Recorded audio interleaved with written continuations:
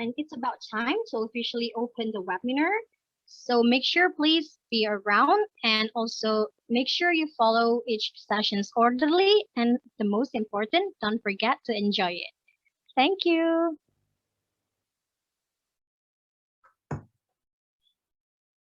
All right, everyone. Good morning and good afternoon from Indonesia, and good morning for Poland. The Honorable Governor of West Nusa Tenggara, Dr. Zulkifli Mansyah, SAMSC, and the distinguished Head Department of LHK NTB, Insinyur Madani Mukarram, BSJF, as the representative. The esteemed Mr. Christoph Burda, co-founder and CEO of the Polish Chamber of Electromobility Development Associations, or PIRE. The respected speakers, Mr. Lia Rosida, Mr. Artur, and Ms. Nurul Habaib al-Mukarramah, our special guests and participants. Good afternoon, wonderful people. Welcome to ECCO webinar with the theme, The Importance of Youth in Climate Change and Environment, organized by Yayasan Youth ECCO Indonesia, a youth-based non-governmental organization from Lombok MTB who is working to tackle environmental issues through climate literacy and concrete actions. ECCO has conducted many events, including the ECCO debate and informative webinars to help the young generations to get involved in environmental issues. Their latest program is ECCO Brand Ambassador, so you can check the details on their Instagram at ecco.foundation. ECCO.foundation. Before we move forward to the next session, we would like to say thanks and greet our remarkable sponsors and partners who have given significant contribution in supporting this webinar. We believe they have valuable experiences and concerns about our environment, sustainability, climate change, and so on. They have done various movements and campaigns to address the issues that we face right now and to create a change for a better world. They are National Center for Climate Change of Poland, Nusa Tenggara Barat Government, PIRE, or Polish Chamber of Electromobility Development Association, Trihita Karana, or Institute of Sustainable Development EU ASEAN, ECCO Energetika, also Kujawsko Pomorski Regional Government, Lombok Debating Troops, Telucraft, Historia Language Services, Blue Ocean Lobsters, LPP NTB, Sekolah Tinggi Pariwisata Mataram, Walhi Sulawesi Selatan, Green Youth Movement, and Ecotech.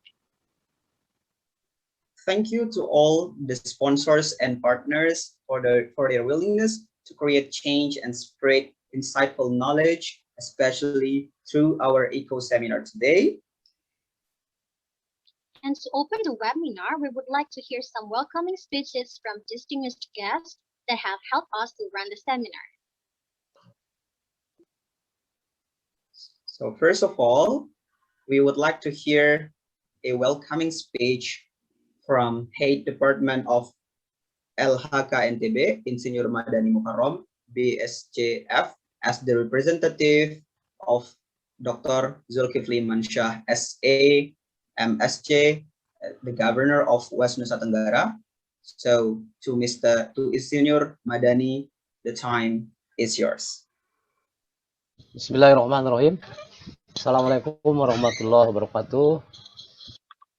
Selamat siang, salam sejahtera bagi kita semua. Syukur alhamdulillah pada pagi hari ini kita bisa bersilaturahim dan diberikan nikmat kesehatan dan kesempatan untuk beraktivitas oleh Allah Subhanahu wa taala. Salawat salam kita limpahkan ke Nabi besar Muhammad sallallahu alaihi wasallam.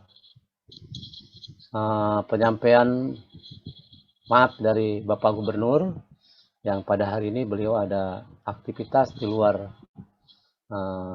Kota Mataram, yang memang beliau sangat komitmen untuk menghadiri acara-acara yang diundang oleh para komunitas yang langsung di lapangan, dan saat ini sangat menyesal tidak bisa mengikuti acara ini yang beliau pesankan untuk kami menyampaikan sambutannya dari Bapak Gubernur.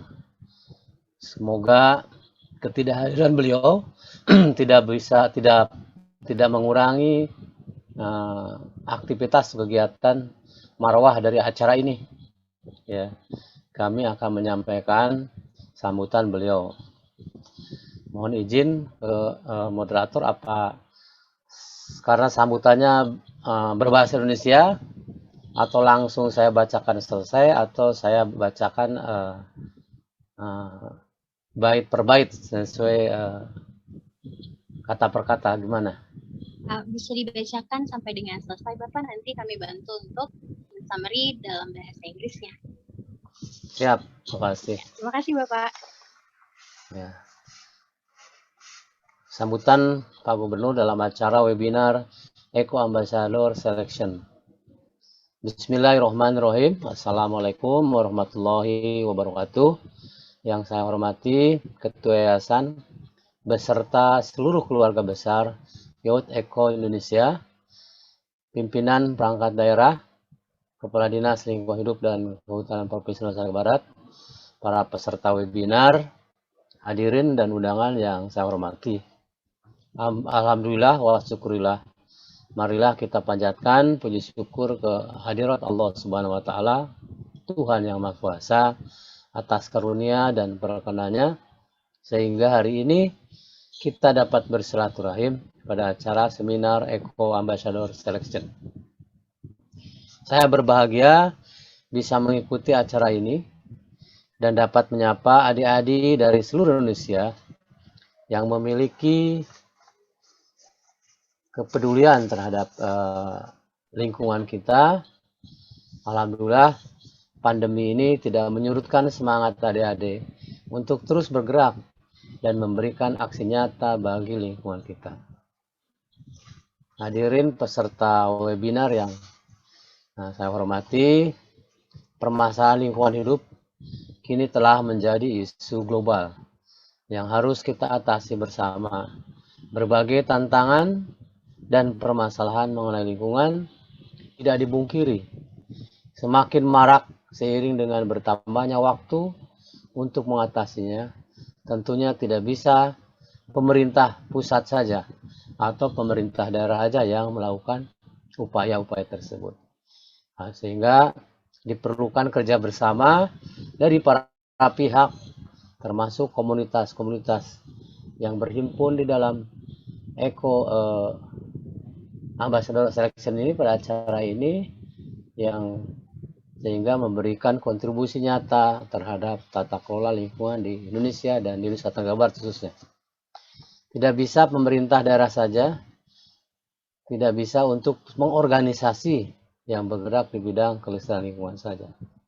Namun seluruh elemen masyarakat harus ikut berpartisipasi dalam upaya pelestarian kita. Manfaat yang sebesar-besarnya untuk kita semua dalam misi kita menjaga kelestarian lingkungan. Kepada adik-adik semua, kalian adalah perpanjangan tangan pemerintah dalam mengkampanyekan permasalahan lingkungan yang ada, sekaligus sebagai penggerak untuk aksi-aksi yang berkaitan dengan lingkungan. Teruslah berbuat yang terbaik untuk lingkungan kita, karena apapun hasilnya nanti akan kembali kepada kita semua. Para peserta webinar yang saya hormati dan berbahagia, demikian hal-hal yang dapat saya sampaikan dalam kesempatan ini.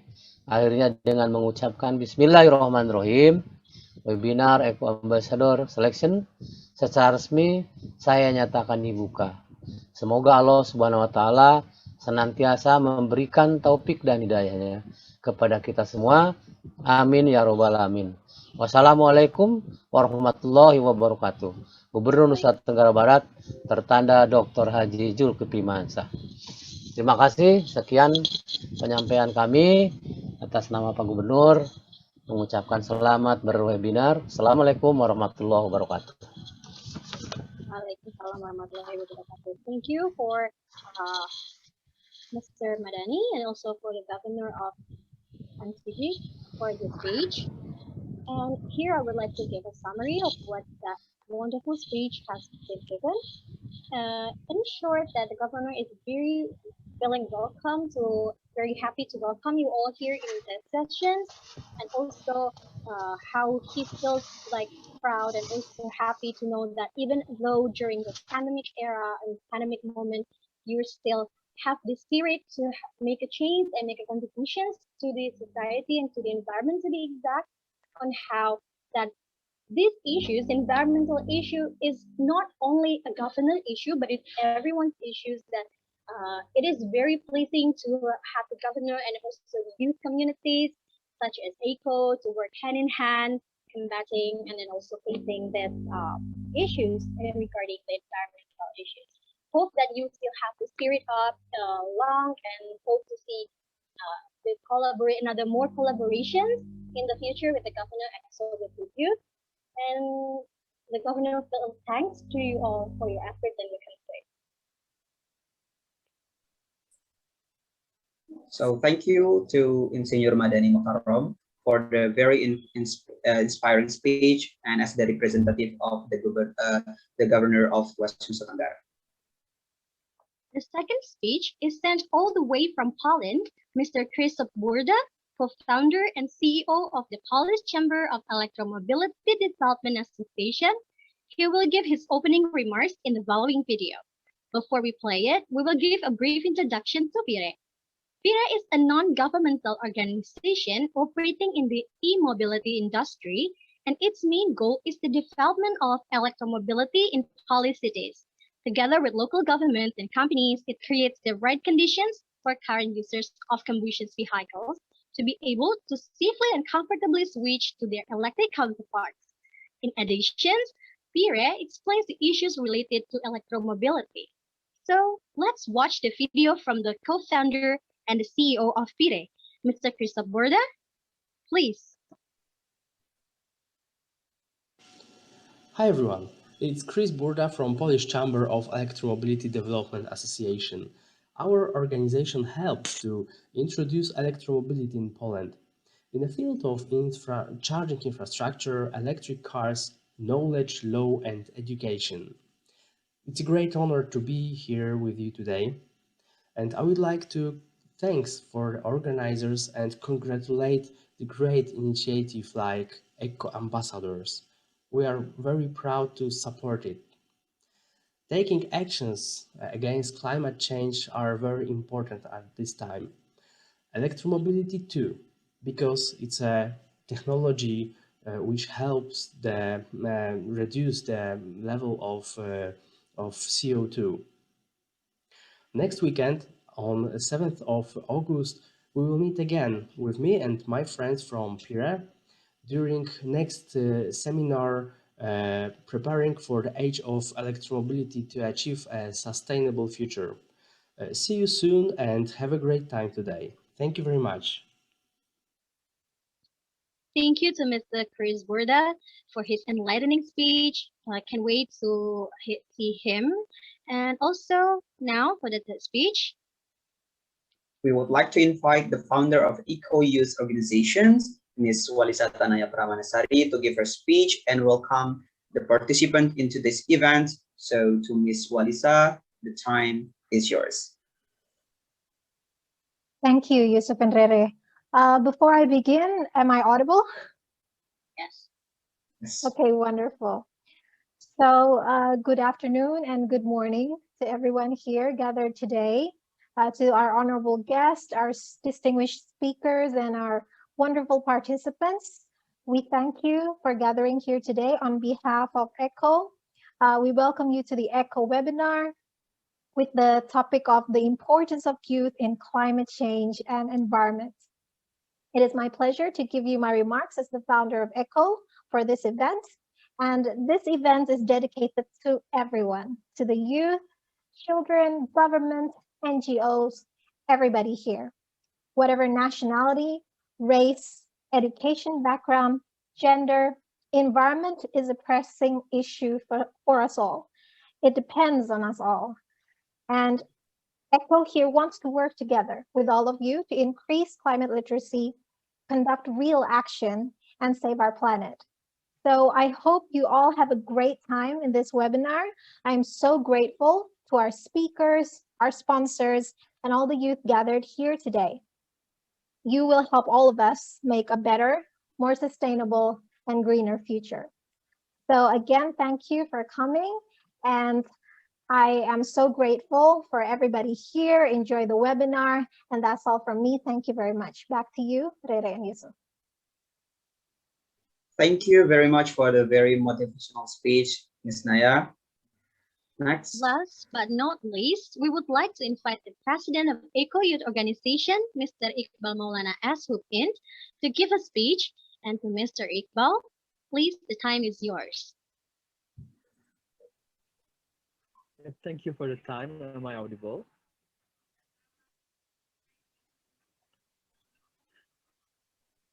Maybe you may speak louder. Am I audible? Am I audible? Cool. Okay. Yeah, I would like to say, first, Assalamualaikum warahmatullahi wabarakatuh, and good afternoon, everyone. Welcome to ECCO International Seminars. First of all, I would like to say thanks to several stakeholders who has been here, especially for our speaker, Ms. Lia Rosida, Ms. Agnieszka Karagin, and Ms. Nurul Habaib, who's going to be like a very wonderful speaker and also gonna give us very enlightening material related to the issues, especially for the youth, in order to increase awareness on several issues related to environment and also such many other movements related to the environment. Secondly, I would like to also thank you and saying my remarks to the governors of West Nusa Tenggara, and in this case, it's represented by the chief of LHKNTB, Mr. Insinyur Madani, BSJF. I would like to say thanks for attending our event and giving such concerns towards these youth movements that is concerns on environmental issues. We hope that we still can work together with the governments of especially West Nusa Tenggara to address the environmental issues that is in our areas. And also, thanks to the representative of police chambers of electromobility and the CEO of PIRE, Mr. Christoph Burda, for giving his remarks. PIRE and Police Chamber of Electromobility has been a very supportive partners for ECCOs in doing many events related to increasing awareness on environmental issues. And also, special thanks to the ECCO board who has been working really hard to preparing for this event. Mbak Naya, Yusron, and other ECCO board who has been working super hard to prepare this amazing event for all of you guys. I would like to also deliver special thanks to all our sponsor that has been mentioned by the MCs before. We hope that we can like create further cooperations related to many activities that addressing environmental issues and increasing climate literacies and also the awareness of electromobilities toward the youths in Indonesia, especially in West Nusa Tenggara.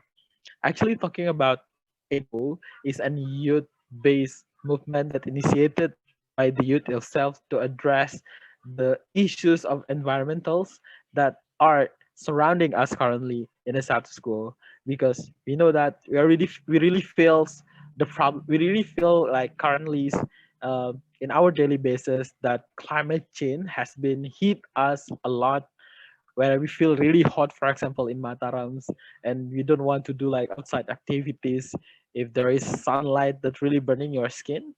Actually, that is simple examples that how bad is climate change that is happened and how bad is the environmental issue that has been disturbing us, and many other issues related to environmental destruction that actually is surrounding us, and we see like every day.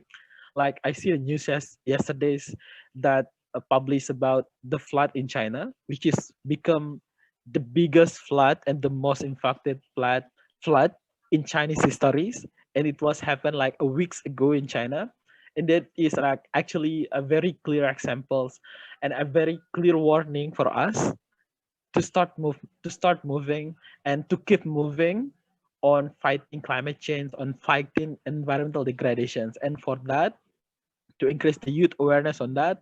That's why ECCO is initiated. That's why ECCO is moving to pursue betterment for our life. And I would like also to invite everyone to join the series of this event. It's not going to be like these seminars, because next week we're also going to have like another seminars that gonna be really interesting also for you with different materials. So this event is actually a series of ECCO ambassador selections that aims to facilitate the youth who has bright ideas to do campaign and to do changes in their communities. We would like to facilitate them to be part of ECCOs and joining our movement that is going to do like so many activities related to environmental issues, and yeah, of course going to be beneficial for our societies. And yeah, I would like to also invite you guys to join that event. So without further ado, I think the speakers material has been weighted by the participants of these seminars. So for that, we are very glad to open this seminar event today, this afternoon, for all of you guys. Hope you enjoy and hope it's gonna be like a very good platforms of learning mechanisms. Thank you very much. Yeah, thank you so much for Mr. Iqbal for giving us such a speech on. I can feel how ECCO is very giving its efforts to the full to make sure the youth generation has a platform to get involved in environmental issues. And also thank you for officially opening today's seminar. Now we've reached to the main agendas and we'll listen to the impressive informations from all of our speakers. And the first presentation will be led by Yusuf. All right, thank you, Rere. So good afternoon, everyone, and good morning for those who are not in Indonesia. Welcome to the first sessions of presentations with our amazing speaker, Ms. Lia Rosida. She is a lecturer at Mataram Tourism Institute. She is the project leader of for bamboo ecotourism development in Sembalun, West Nusa Tenggara. She is also a secretary of the Tourism Promotion Board of West Nusa Tenggara. She has a lot of experiences regarding the environmental seminar and many others. She was the invited guest lecturer for tourism marketing subject for Master of Science Tourism Development Program students in University Science Malaysia since April till June 2021. She was also invited speaker at Tourism Research and Education Forum of Guangdong, Hong Kong, Macau, and ASEAN held by Sun Yat-sen University 2021. She got the Best Presenter at Langkawi Tourism and Hospitality International Conference 2020. And last but not least, she got Australia Awards Alumni Grantee for Bamboo Conservation for Eco-Tourism Development in Sembalun Project, 14 July 2020. In this first presentation, Ms. Lia Rosida will provide an insight on the conditions of the environment in Indonesia, more specifically in NTB in the tourism sector. She also will explain further on how important youth participant is in preserving the environment and creating sustainable tourism by presenting our Sembalun as a great example, for sure. To remind you guys, as the participant, the Q&A session will be at the end of Ms. Lia's presentation, but you still can drop your question in the chat box. And if keep in mind, even you are write down your questions in Indonesian language, so do not worry because we will translate it. We will be very glad to translate it in the question and answer session. So without further ado, please welcome Ms. Lia Rosida. The time is yours. Thank you so much. I will share my presentation first.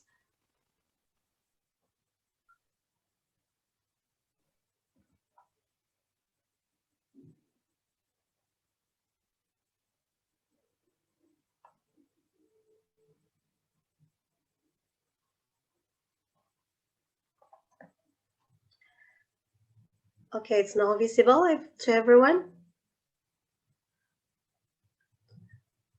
Okay, right. Yes, it is. Okay, thank you for the opportunity. First of all, I would like to say sorry, so sorry, because my voice today is quite unique. I've been sick for 5 days, and this is my 5th day of self quarantine at home.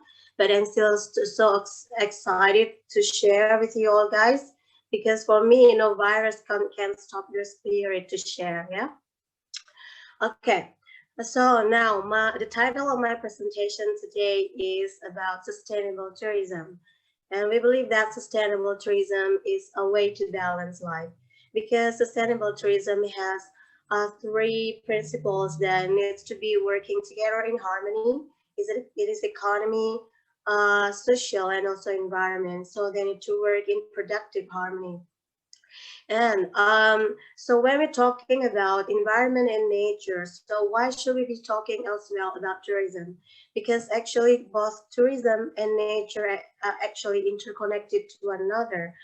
It can be cause and impact relation as well. If you look at the example, we know that nature and environment are actually the most essential resources for tourism destinations. So if you have protected, well protected and beautiful nature and environment, means you have a good destinations to sell for tourism.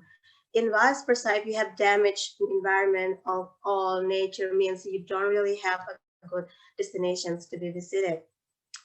And the second thing is because tourism is one of the fastest growing sectors in the world, not only in the world, but also in Indonesia. Indonesia, in fact, has been decided tourism as one of the top national development priority. And our government has enacted policy on developing 10 new Bali. And 3 of them are considered as super priority destinations. And we need to be very grateful because one of them is West Nusa Tenggara province, it is Mandalika. That's why we need to protect it, because you know that if you want to sustain our tourism destinations, means that you need to protect the environment as well. So I'm very glad today I can share with you, although with my limitations, that it's no problem. Well, so today I'm going to share about 4 essential points. The first one is we need to look at some general impacts on over tourism. We call it also over tourism, or the other word also we call it as mass tourism. So they use sometimes interchangeably. Over tourism and mass tourism impacts towards the environment. So how bad is it? And after that, we're going to see the real examples of the impacts on the environments, especially in Indonesia. We have our older sister Bali. Bali is older sister for tourism destination. So we need to look at some more impact, especially bad impacts on the environments. And we're also going to look at some environmental impacts as well on our places. So we are not just fine, because we also got a problem. And the third, we're going to learn, I'm going to share about how sustainable tourism is actually a good way out for solving this crisis, so that youth or young generations need to understand. And if it is possible, you might be able as well to implement it, and you can raise awareness as well to other people. And the last but not least, we're going to see some examples, good examples of best practices in terms of the implementations of sustainable tourism. Some of them in Indonesia, especially in our West Nusa Tenggara province, and one of them in Singapore. So these are 4 points that of our agenda today in my presentations that I will be talking about. Okay, so let's go straight to the first point. So it's more about how is actually tourism, especially over tourism or uncontrolled mass tourism, could actually bring devastating negative impacts to the environment or our nature. As what I said before, if environment or nature are actually the most important resources for tourism, if you don't have good beaches, or you don't have good mountains, or well-protected mountains, no garbage, so everybody wants to see it because it's beautiful with the trash.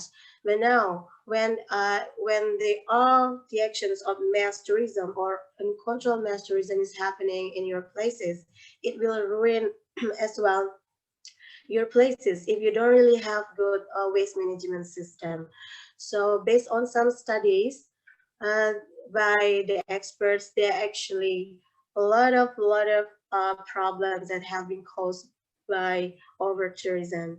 The first one is it may cause the depletion to nature resources, because over tourism means that when people come together in specific time, and a lot of people come together and they use a lot of means of transportations, they come together in one place, even a little island, means that you need to fulfill their needs, because those people that, if as the host communities, we also need to serve the customers or the guests to fulfill their needs, because you know that the customers or the visitors also have the needs as human, like they need water resources, they need food supplies, and they also need electricity to charge their mobile phone and so on.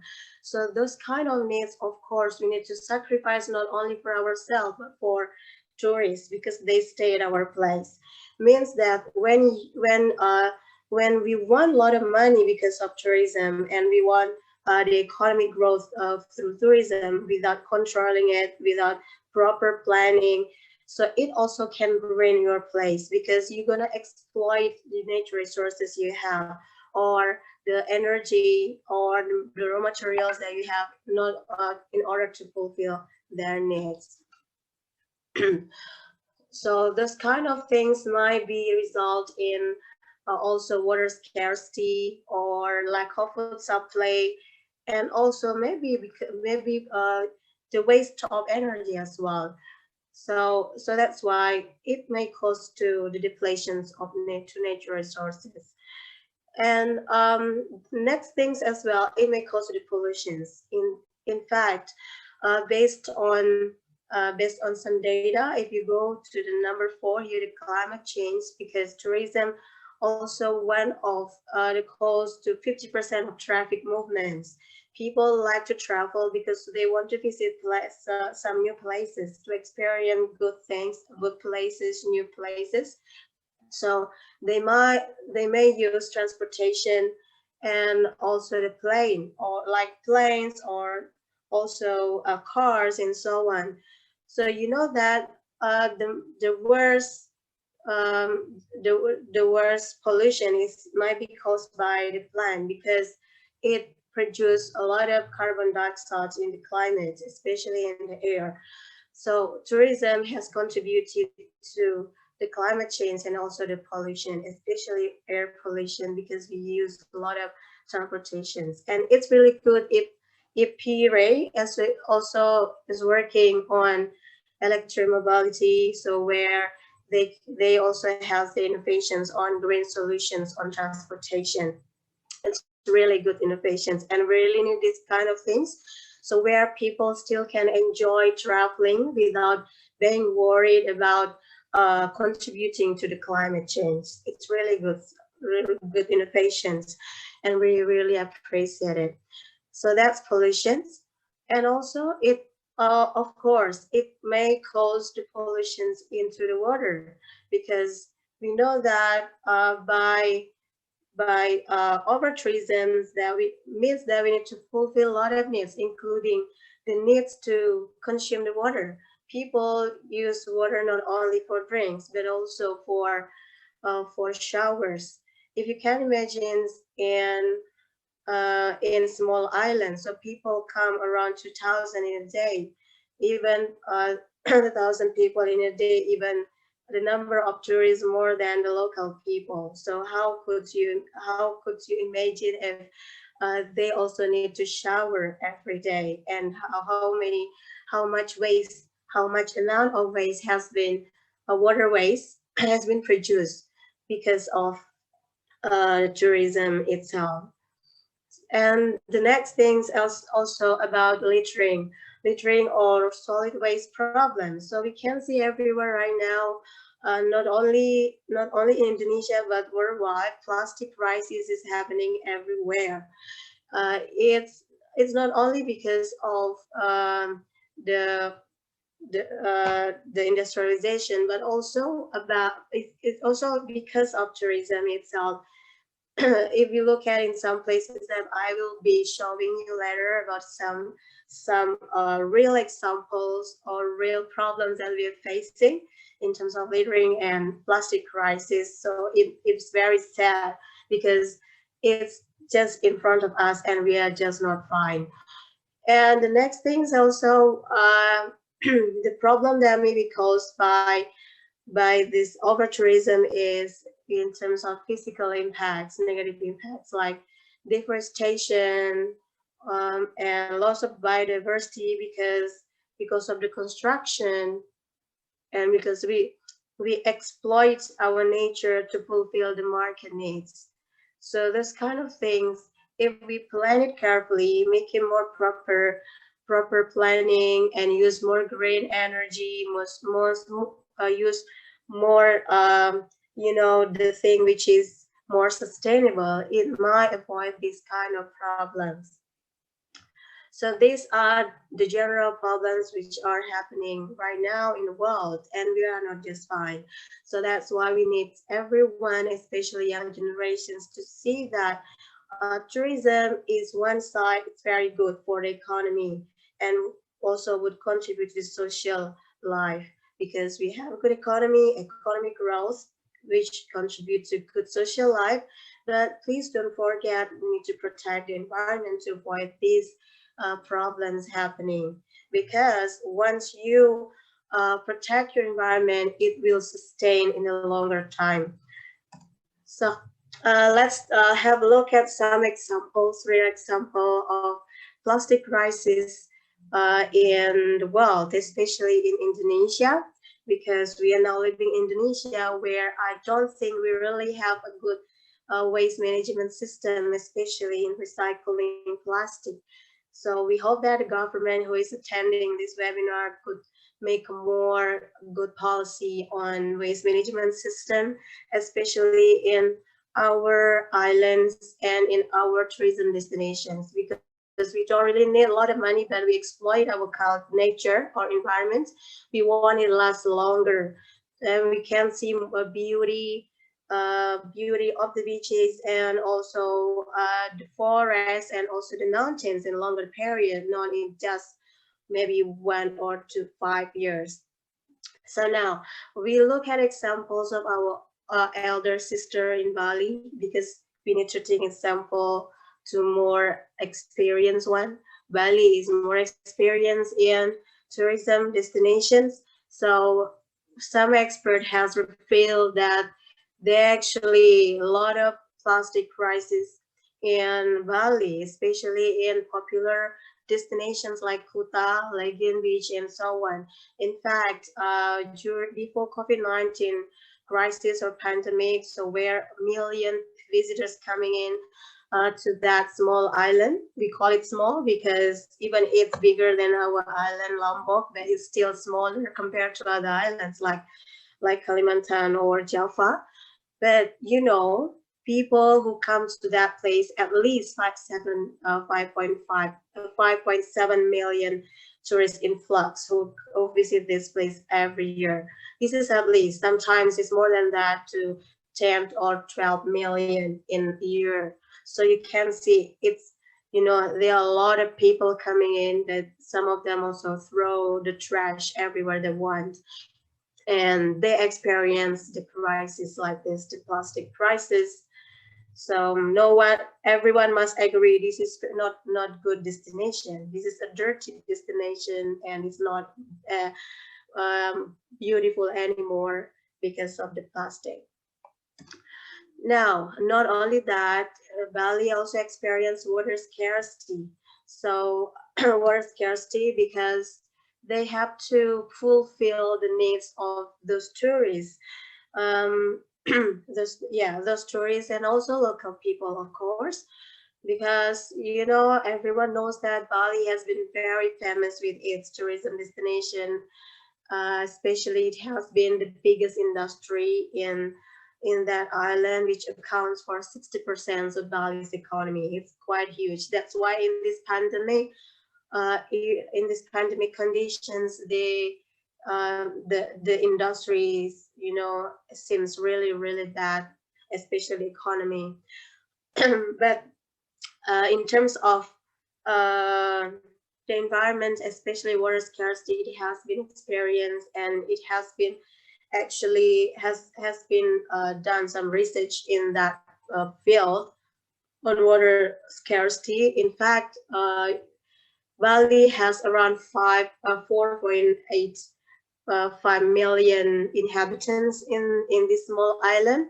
So and it's also aided by around 10 million annually. So means that Bali needs to cover around 15 million people who will use water.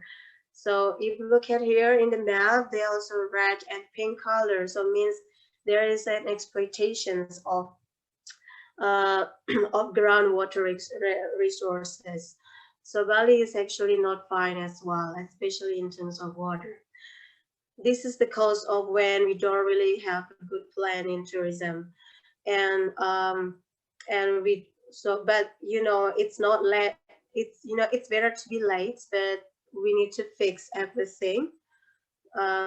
It's better late and not doing anything at all.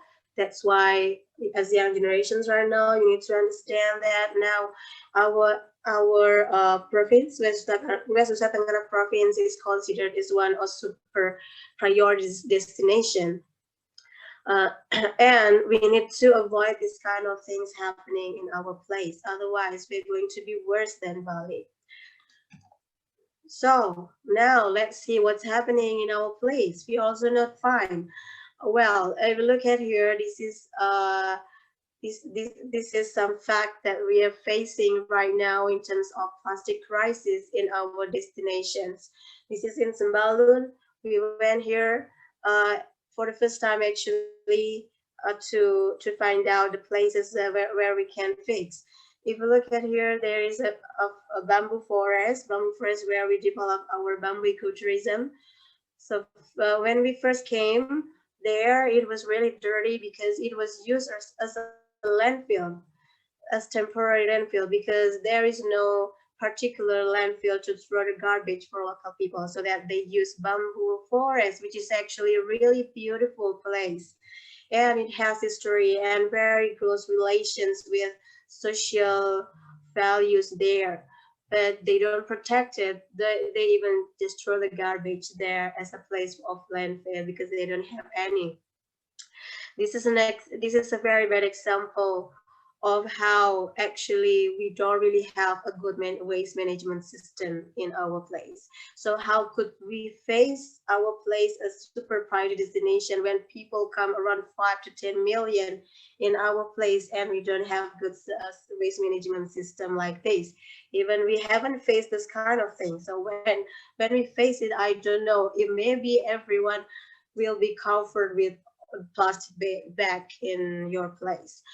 Okay, so look at here. So this is the first time when we come to the place, and we think that we need to fix it and we need to make a change for this place because it's beautiful and it's worth visiting when it's clean. Now the next thing is also Rinjani Mountain. We have our Meiji Rinjani. Rinjani is one of the popular destinations. Even it has been regarded as UNESCO Global Geopark. But you can see there are also a lot of plastic garbage on the top of the mountain. And it's also even worse when it's even the garbage is very close or near to the lake. It might also ruin the beauty of the lake and even will kill the biodiversity there. So it's really sad actually. So based on the data since 2017 to 2020, there have been around 23.6 tons solid waste on Mount Rinjani. So it's really sad, right?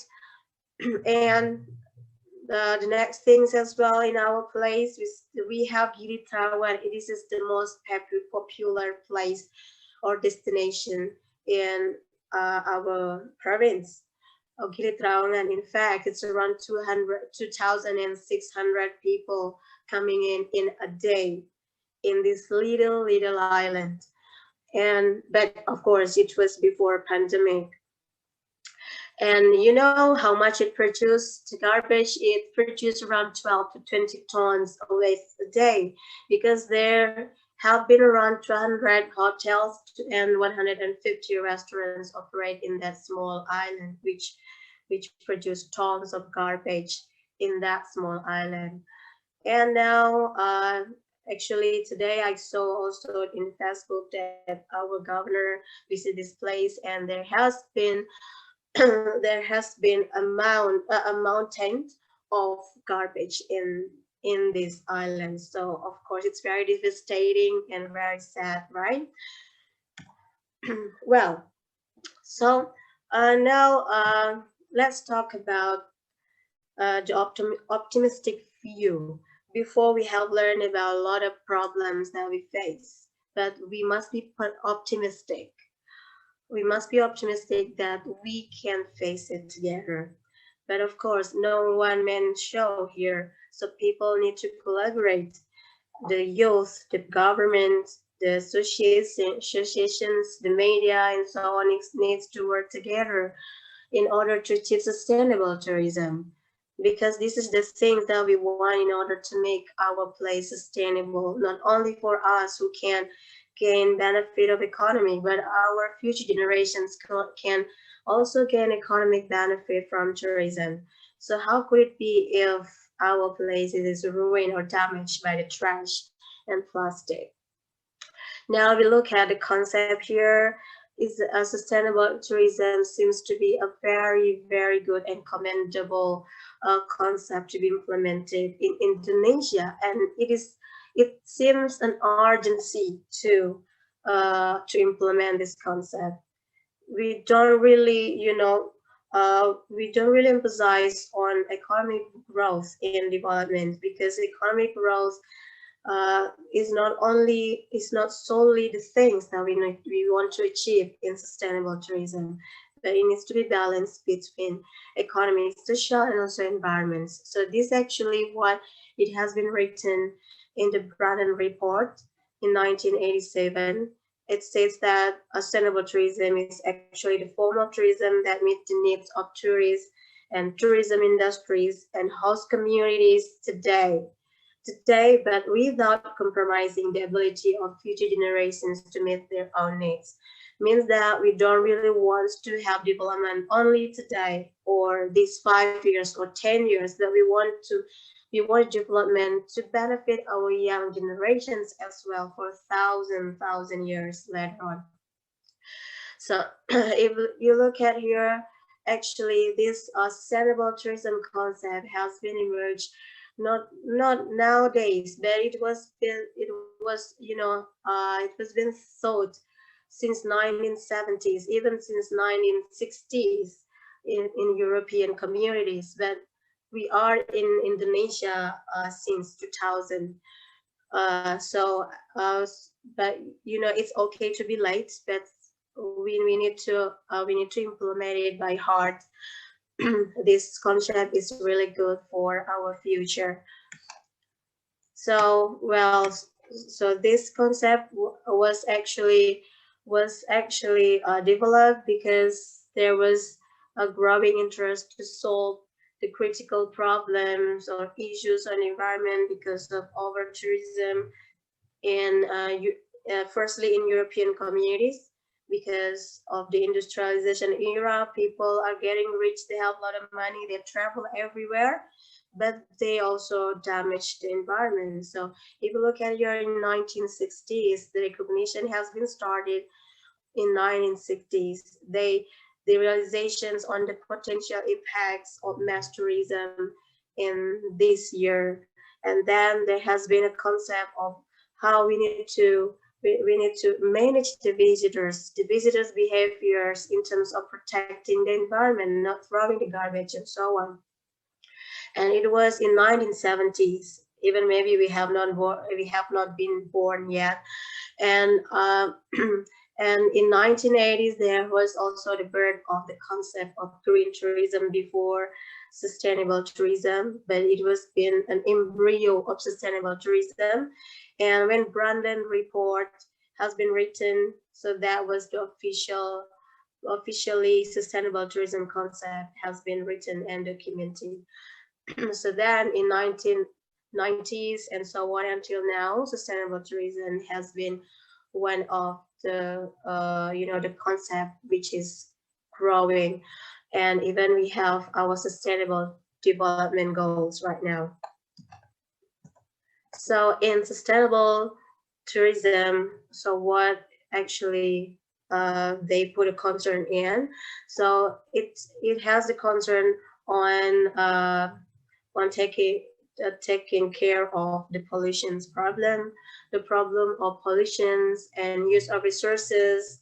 So this actually have been explained before about some problems that we face. So it's about pollution, the use of resources, and how we protect the wildlife, and also local community, because it's not only talking about environment, but also about how local community could be benefited in economically, and all, of course, about tourists as well, because we also want to manage a tourist behavior.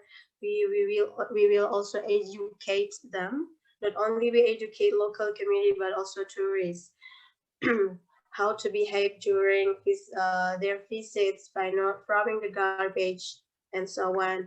And besides that, why also we're talking about tourists? Because we also have a concern on how to fulfill the basic needs of tourists as well, to fulfill their experiences.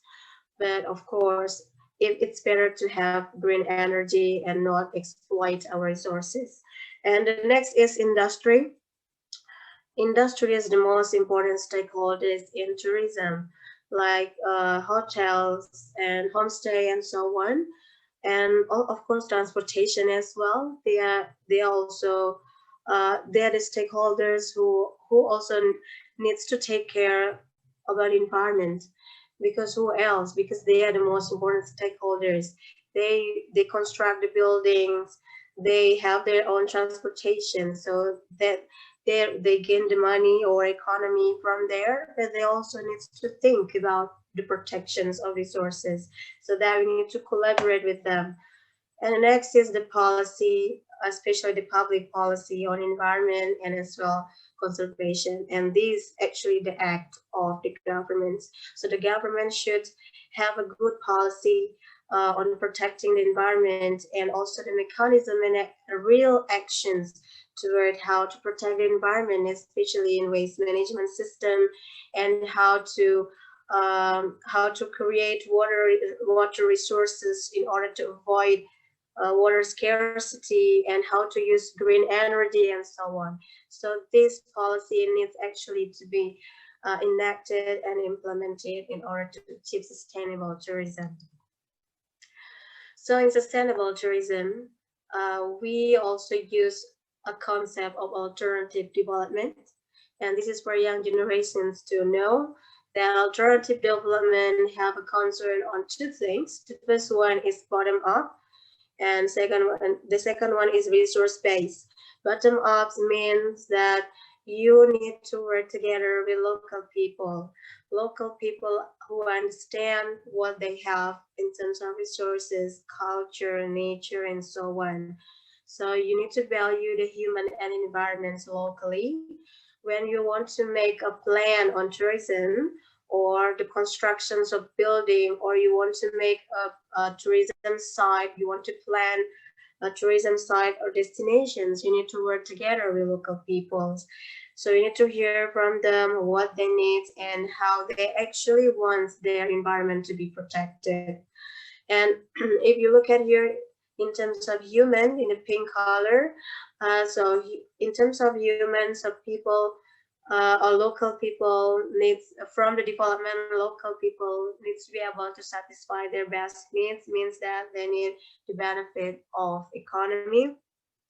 So they also they also needs to be able to have the opportunity to improve their capacity and use their potentials as human being. And because what we want is people can benefit themselves by themselves. And in terms of environment, the protection, the preservation, use of green energy, and so on. And the last things is resource base. So we need to, when we want to develop tourism using this targeted tourist development concept, means that you need to be able to see the availability of resources you have, so you don't exploit resources you have and over your capacity, of resources, especially local resources. So these are alternative development as young generations, especially as the youth, who will do the campaign on environment. So you can use this kind of concept in terms of alternative development, in which it has to be bottom up, working with local people, and you need to see the available resources and do not exploit it. So these are also the other concept that you also can take into account. This is actually the breakdown of sustainable tourism concept. The other concept is called alternative tourism, and also ecotourism. The other things also, there are also some other concepts as well, like community-based tourism, rural tourism, and so on. Okay, so let's have a look at some real examples of best practices that have been done in terms of the implementations sustainable tourism in the world, especially in our place in West Nusa Tenggara province. So one of them, we call it as a whale shark ecotourism. So this whale shark ecotourism is located in Labuan Jambu, Teluk Saleh. So this is a giant whale shark, which is beautiful and need to be protected. So before, people also like to hunt it, but it was, this ecotourism has been developed since 2017 with the help from the experts, especially the researchers, the marine researchers who see these potentials. And because of these potentials and this is a endangered animal, wildlife in the sea, so it needs to be protected. And then there was a concept of developing whale shark marine ecotourism in that place in Labuan Jambu, Teluk Saleh. So this is also working with local community, which is called as community-based ecotourism, with local villagers. So the local villagers, through their BUMDes and village government, so they work together with the researchers to develop this kind of ecotourism. So until now, they receive also a lot of attentions and very good appreciations from the tourists because it's very unique. The destination is unique, so people can see the whale shark, even they can swim with the whale shark as well. But still, people don't have. So it means that people still can get economic benefit while we be able to protect the wildlife. So it's a win-win solution. This is what we are going to do in the future, especially for young generations. How you need to think and innovate, make an innovations about win-win solutions on how you can get economy, but beside that, you also can protect the environment and the social life. Okay, the next thing is, this is a little bit of our innovation in bamboo forest in Sembalun. As what I showed you before, the plastic crisis in Sembalun. So that was before we did the treatment on bamboo ecotourism. So this is when we did the treatment. We clean and sweep all the areas, and we also raise awareness to the local communities to actually love what they have. They actually have a very beautiful place that need to be protected. Even it's really worth visiting. Like, you know, like other places in Japan, they have like bamboo gardens. So why can't we have this bamboo garden and forest as one of the destinations that worth visiting. So this place, we work together with local community, especially the local youth. We call it the local youth is called our bamboo, who really like to work on bamboo things. They have the capacity, the capability in making bamboo stuffs and how to conserve or preserve the bamboo. Yeah, to do conservations on bamboo, and then we invite them to do this kind of things to make bamboo ecotourism, and we have opened it on April. Luckily, it has been supported as well with the local government, especially the sub region, Camat, Sembalun, and also local people around there, and especially the youth. The youth are really wonderful. The youth are really wonderful, and they have a lot very good spirit to change and to make change in their environments. And now it has been expanded to Bukit Tangkok, so it is a connected destination, our Sembalun and also Bukit Tangkok. So people will visit this place, will learn how to protect bamboo, how to plant bamboo, and how to take care of bamboo. And they also even have opportunity to learn to understand the culture and history about bamboo bersarur, or bamboo with the cage. It's actually a very wonderful story. So if you must visit this place, it's really wonderful. And last but not least, so this is one example as well. So we take it from our neighboring country, Singapore. So in Singapore, there is called Sister Island Marine Park, or SIM.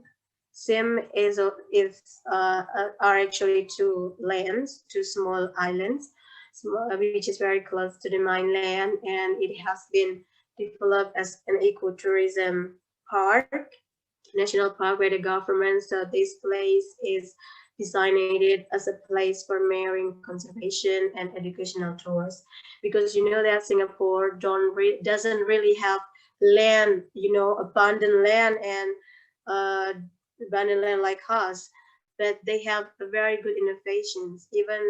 Even in this small area, they make it a very sustainable way of thinking when doing the tourism. So people will visit this place need to register, because they need to think about the carrying capacity. So not over tourism, not a lot of people coming in together and through the garbage.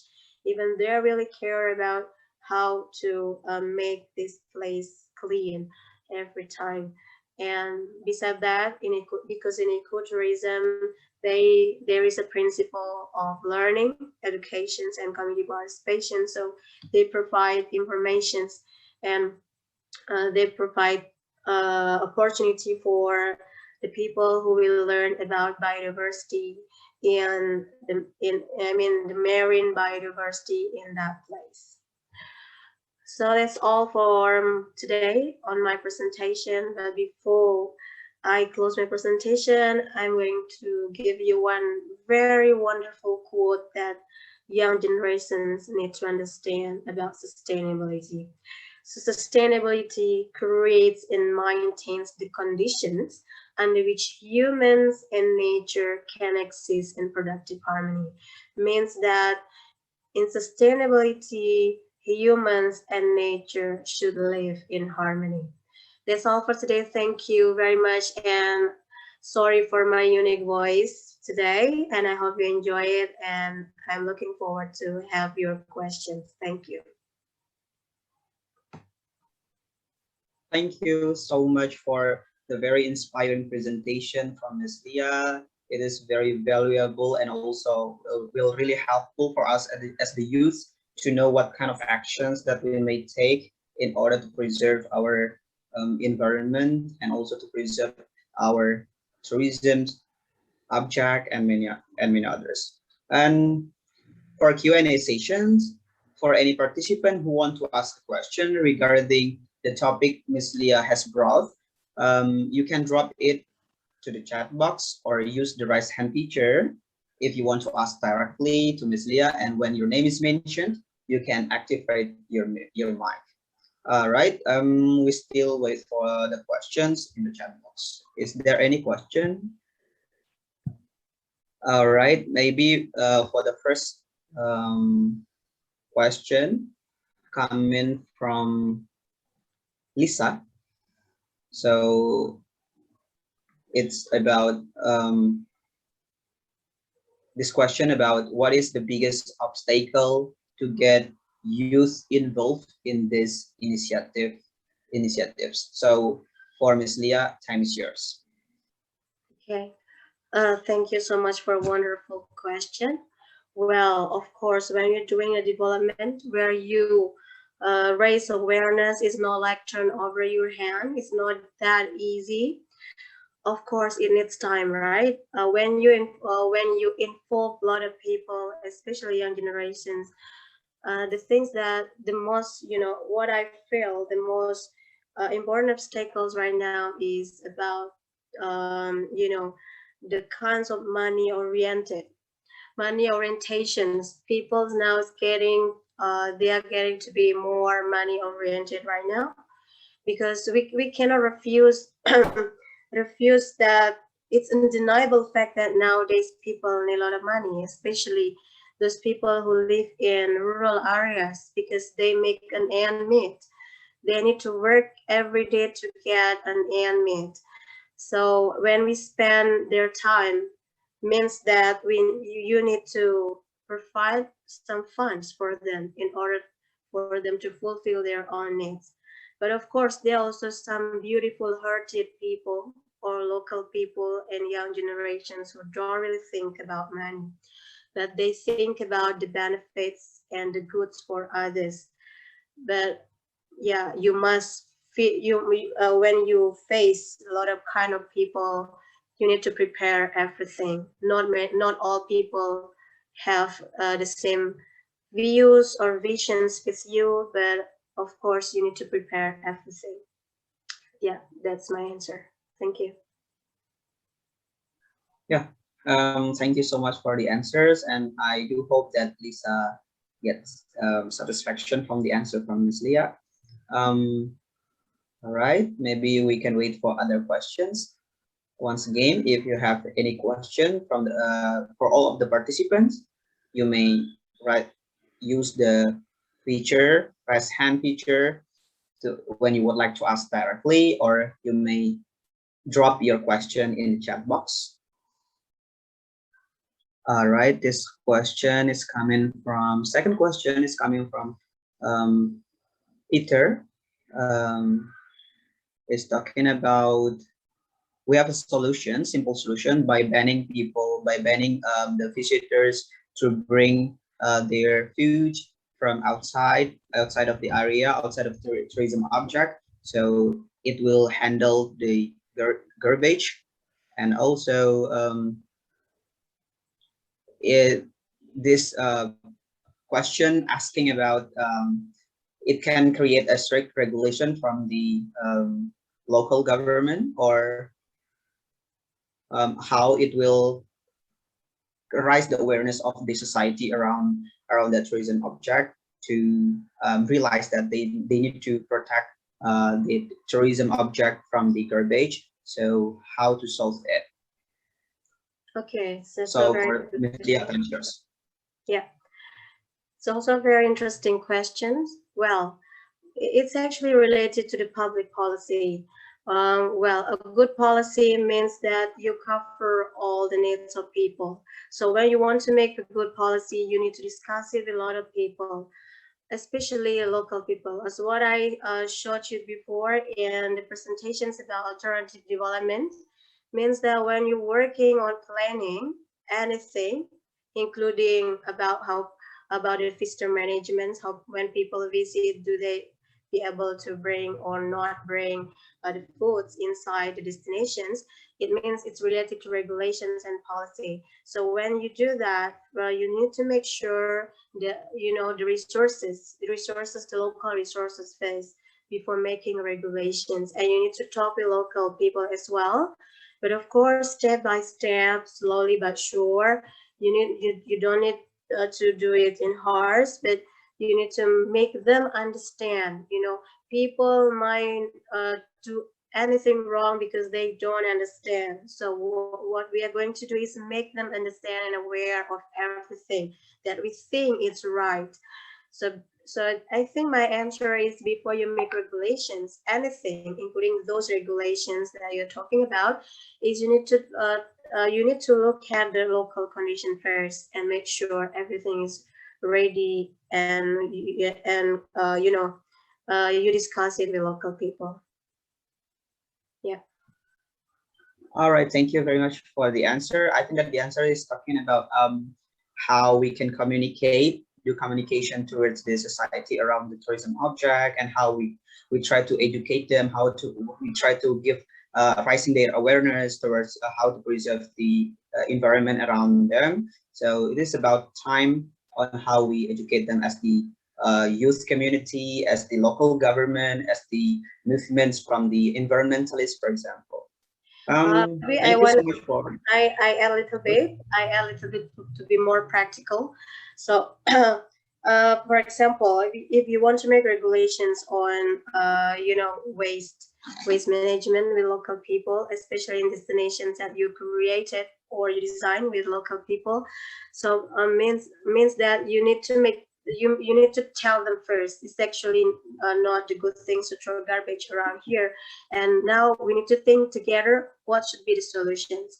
Like if local people want to provide food, so maybe they can use like more green packages, yeah, green packages for the foods, and with local taste and green packages, and not to.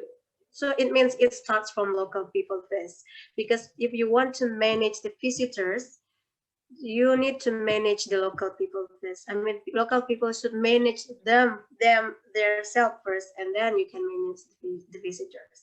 Yeah, otherwise it can't be. All right.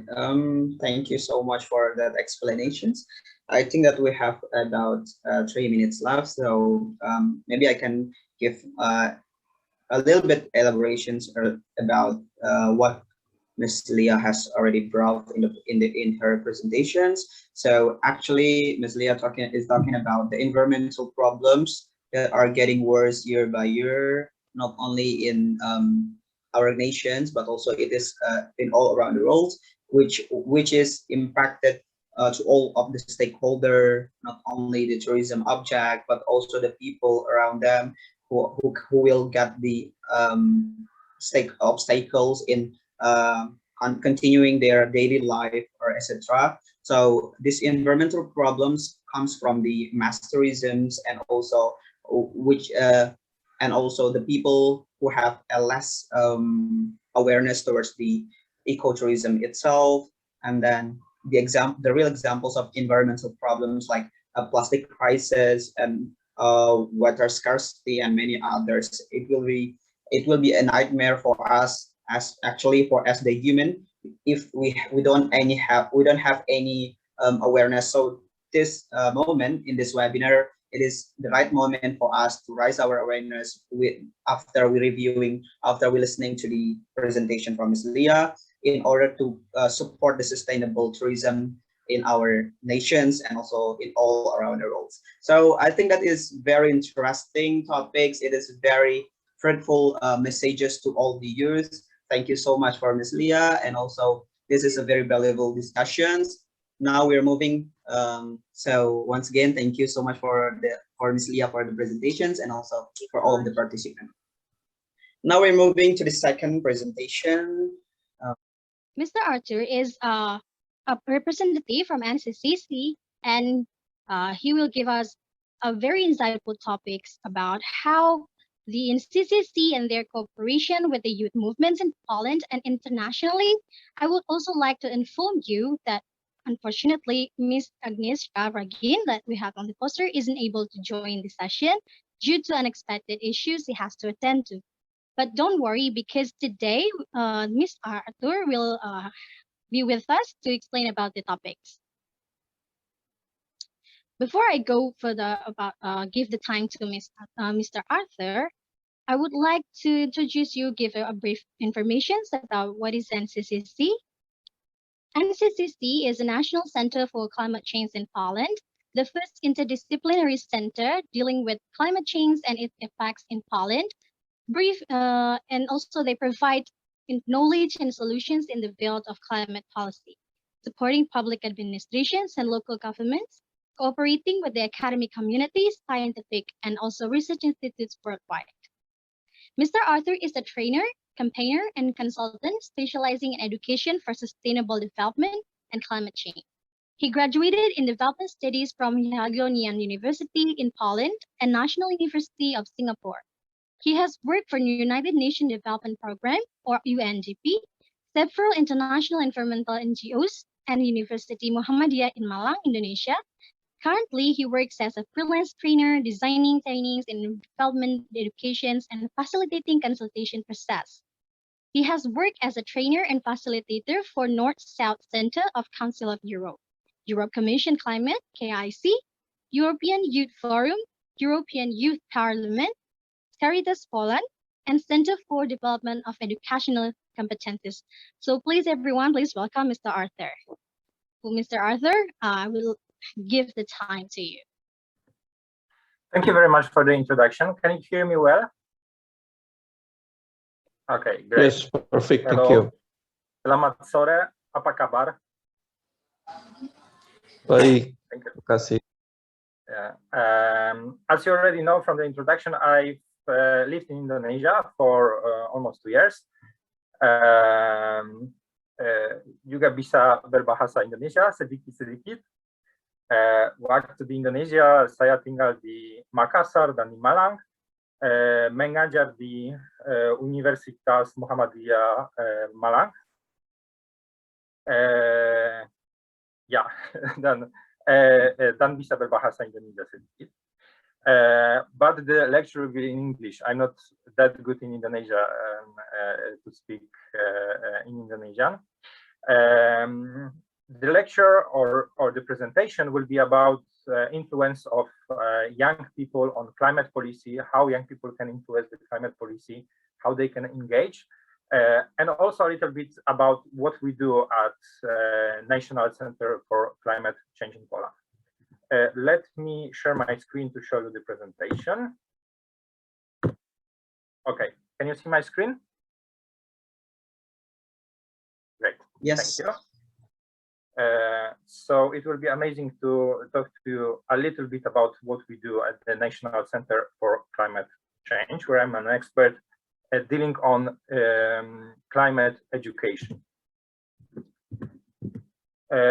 We are actually a very young organization that was founded a year ago in a framework of the Ecological Research Institute here in Poland. And it reflects the growing interest and the growing importance of climate change also in the policy or the research area in Poland. So the things that we do are quite new, and we have several projects running parallelly, which I'll be talking about in a moment. We do research, PR, and communication and information about several aspects of the climate change and climate-related activities, and this includes adaptation of cities to climate change. It includes electromobility. It includes education for climate change, and so on. So we want to inform the decision makers and the policy makers and the broad population about the importance of the climate crisis. We do research and development, education and communication, climate policy, and climate data gathering. We have a team of around 30 people working here in Poland on the climate-related issues, but we also cooperate internationally with several organizations. Some of the topics that we cover is the just transition, so ensuring that we make the transition of our economy in renewables fast, but also with taking care of the most vulnerable populations.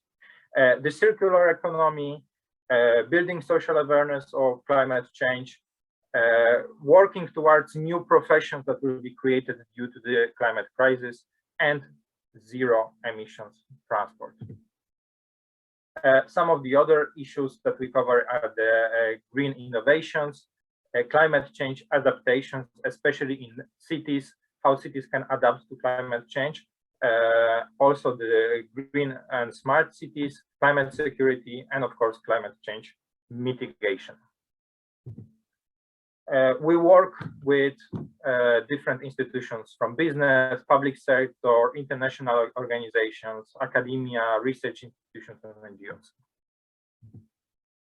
And here are some of the programs that we are running in cooperations with young people. First of all, of them would be the internship that we have for the young people from students or recent graduates within the framework Climate for the Future internship program. So currently we have 5 interns working with us, learning, but also performing various tasks for the National Center of Climate Change. And we mainly recruit interns from students through student organizations or universities. This is a very recent project that I'm personally involved in. It's called the Green Kindergarten. So we have prepared a guidebook for kindergarten teachers, so teachers working with the youngest children on how to teach about the climate change. So for the kids between ages of 4 and 9, with various exercises, practical tips, information how to work, cooperate, involve children, and how to reach them with your message. This will be launched very soon, and we are really happy about that. Some other of our activities, they include being involved in various projects, conferences, seminars, including working with youth. We work closely with the so-called youth climate panel that is established by the Ministry of Climate, and the young people have been recruited from all over Poland to advise and consult the Ministry of Climate on how to deal with the climate crisis. So it's a way of involvement of young people, and we are also cooperating with this panel. And of course, we cooperate internationally. We have several international cooperations. One of them is with ECCO, a newly established foundation.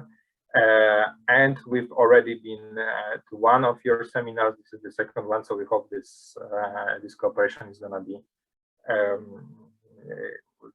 quite established, and we're gonna have lots of opportunities to work together in the future. Okay, this is what we do at the National Center for Climate Change. I hope that we'll have an opportunity to go through it later in the Q&A sessions. So I welcome all the questions about it. And now I would like to talk to you a little bit about youth engagement and how young people can get engaged into decision-making process, into policy-making process, how they can shape and change the future. And it's going to be a little bit of a case of a leadership and a little bit of a case of a building movement. We're going to be talking about one example, Greta Tunde. Do you know Greta? Are you familiar with this person? Yes, sure. Yes. Yeah, she's quite well known. So I would like to tell you a little bit about her story so that we can see the context and understand how did it happen that she became so well known climate advocate. She's quite young. I believe she's 17 now, something like that. When she started, she was 16. And how her story started, it was very simple. At some point, when she heard about the climate crisis, she decided, I need to do something about it as a young person. But of course, she didn't have much resources. She didn't have much knowledge. She didn't know what to do. And she came up with this idea of sitting in front of her parliament. So every Friday, she would skip classes and go in front of the parliament to sit there with a sign saying, I'm striking for climate. So she said, okay, I'm not going to school, I'm striking. This is my personal commitment. I'm doing something important. And I want everybody to know that like this one day in week, I'm going to leave all my duties behind and I'm going to sit in front of the parliament to protest. So it was just one day a week, lone person protesting. And of course, when she started doing it, she was just this one person, but she was pretty consistent with it. So she was visible. She was doing it every single week. And of course, this is a story that is noticeable. There's like this one girl, very young person. She's autistic and she's sitting in front of the parliament every single week. So at some point, the press got news of it and they got interested in it because it's an interesting story to write about, right? There's this one person protesting, single person. And that's how she became popular. So it was an interesting story. This story became covered by the media. And at some point, people started joining her. First, other young people, then ecological organization. And that's how the movement was born. So people said, okay, this is really interesting what this girl is doing. I want to do it too. And people joined her and started doing the same. And this, in less than half a year, turned into a mass mobilization movement. So from one girl sitting in front of the parliament, a movement, so-called Fridays for Future movement. Maybe you have heard about it, was created.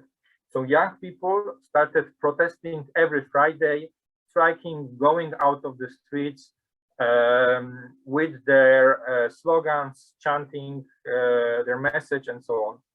So it was no longer one girl sitting in front of the parliament, it was thousands and thousands at some point of young people, especially in Brussels. I think at some point there was 30,000 people marching on the streets each Friday. A lot of this stopped with the pandemic. Now that we don't have that many people marching on the streets, but many of those people are still involved.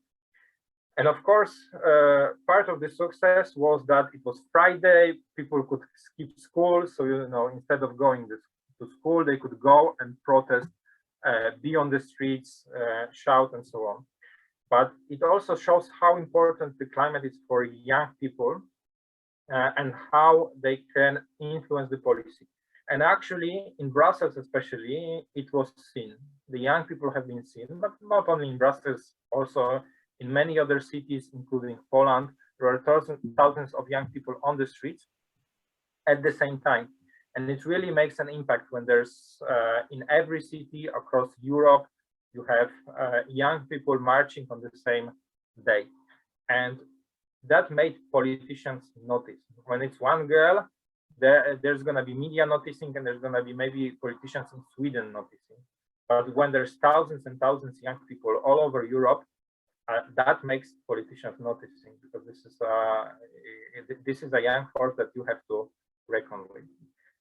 And you see that it has also changed the narrative in Poland to an extent, but to a large extent in Europe. It has influenced the European Commission's policy, the so-called European Green Deal that has been introduced in 2019. So just a year later, Europe has stepped up its ambitions, and it has now ambition to be the first climate neutral continent. And this is not only because of the young people, but to a large extent because of the young people. Because how voiceful they were and how they decided to organize themselves and present their postulates to the politicians. And of course, this in turn brought Greta to be a very famous public figure, not because what she did or who she was, but because she started a movement of hundreds of thousands young people standing behind her. So she became this image of a person who represents the young people. But remember, the fact that she represents the young people, she's a face of the movement, but it's not only about her. She's a face behind which you have those hundreds of thousands of people. So she represents the young people and the will of young people, or the need to young people, the demand of the young people for the change. And that, of course, made her very popular among decision makers. She was invited to UN conferences, to climate change conferences. She was a speaker at the European Parliament, at the United Nations in New York, and many other things. So she's like now she's the most recognizable young climate activist. And it started by sitting in front of the of her parliament every Friday. Remember about that. And about this movement that is behind her. Okay, so to conclude this history, I would like to show you a short movie that is a moral of this story, how the movement is born and what is the importance of the movement. So we will see many movements born in a way as it happens in this movie, and the same was with the climate movement. Let me just know if you can hear the sound. So I'm gonna turn it on shortly and let me know if you can hear the sound. Okay, do you see the movie and hear the sound? Is there a sound? Yes? No sound. No sound? There is no sound. Okay, no problem. If there's no sound, it's not a problem. I can narrate because it's not that important. So this movie is about leadership, how the movement happens. It's a music festival, and you see this one lone person dancing. And can you hear me well? Okay, great. So you have this one person dancing. It's a really crazy dance. He's having fun. And finally, he's joined by the first follower. This is the most important person in the movie, the first follower, a person who joins you in dancing. Look, and now there's two guys dancing, having fun, being a little weird.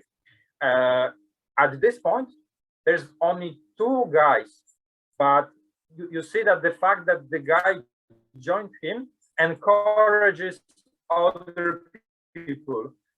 So actually, this first guy, the first follower who joined him, is the most important person. And now there's three people. You can see that now there's three people dancing, having fun, being crazy. And finally, we have five people, more and more people joining. And it's not anymore about one person. You can see this one person who started dancing. No, it's not, the person is not visible there. Now it's a crowd of people. And this is the crucial moment. Now it's the people who are dancing are finally cool because there's more and more of them. And more people are joining, becoming interested in joining the crowd. And finally, almost everybody is dancing. Now it's weird if you're not dancing, right? If you're not part of the movement, you're still sitting, there's something weird about it. So that's a really important and interesting case study of creating a movement, how the movement happens. Remember, at the beginning, there was only one person. There was one person engaged, and at some point, somebody joined this one person. There was two people then, and then there was three people. And finally, there's a huge crowd. Now everybody is dancing, and it's hip to be a part of the movement. Now, if you're sitting, it's strange, right? At the beginning, it was strange because only one person was dancing. Now everybody is dancing, but there was this one person who started. But the most important moral of this movie is that the more important than this one person who started is the second person that followed. And this is the idea that I would like to leave you with. You don't have to be the first person who starts. The most important person is the second person who joins or the third person who joins. So be that person. Try to support other people, join movements, and that's how you create long-lasting momentum and influence the policy. Okay, so that's what I wanted to leave you with today, the story of Greta and the story of how the movement was created from one person to a whole movement of several thousands of people. And I welcome your questions or input or remarks. Okay, thank you, Mr. Arthur. Now we open the question and answer session. So for any participants who wants to ask questions regarding the topic Mr. Arthur has brought, you can drop it to the chat box, or you can use the raise hand feature if you want to ask directly. And when your name is mentioned, you can activate your mic. I believe Mr. Arthur will be very gladly to answer all of your questions. So let me check the chat box. Okay, we have a question from Mr. Kiki. So the question is, what should we say to critics who says that young people don't know enough to do a movement, that we are just acting emotionally without all the facts, so just let the expert do it? So that's one question, and I also see another question. I think I can answer them both at the same time. There is a question, in my opinion, most young people are aware of the climate change, but most of us are dependent on the policymakers. So what I suggest for young people starting a movement. So experts are really important, but also remember, in democracy, and Indonesia is also a democracy, the majority is the most important, right? The power lies with the majority of people. And you know it probably from the Indonesian politics that a large crowd of people on the streets can really change the policy, right? Even if the expert would say something else, then the crowd wins. Usually that's what happens in politics.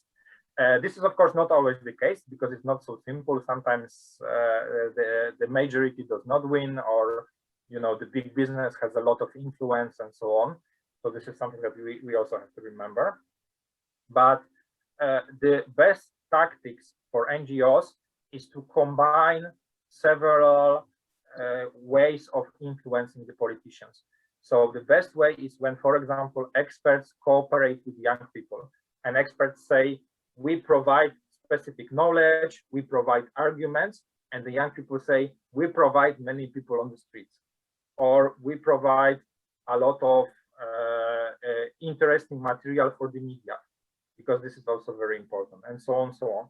So usually when you run a campaign, this is a different topic, but at some point we could talk about running a campaign. When you run a campaign and you want to convince politicians or society to something, you design a way of different tactics.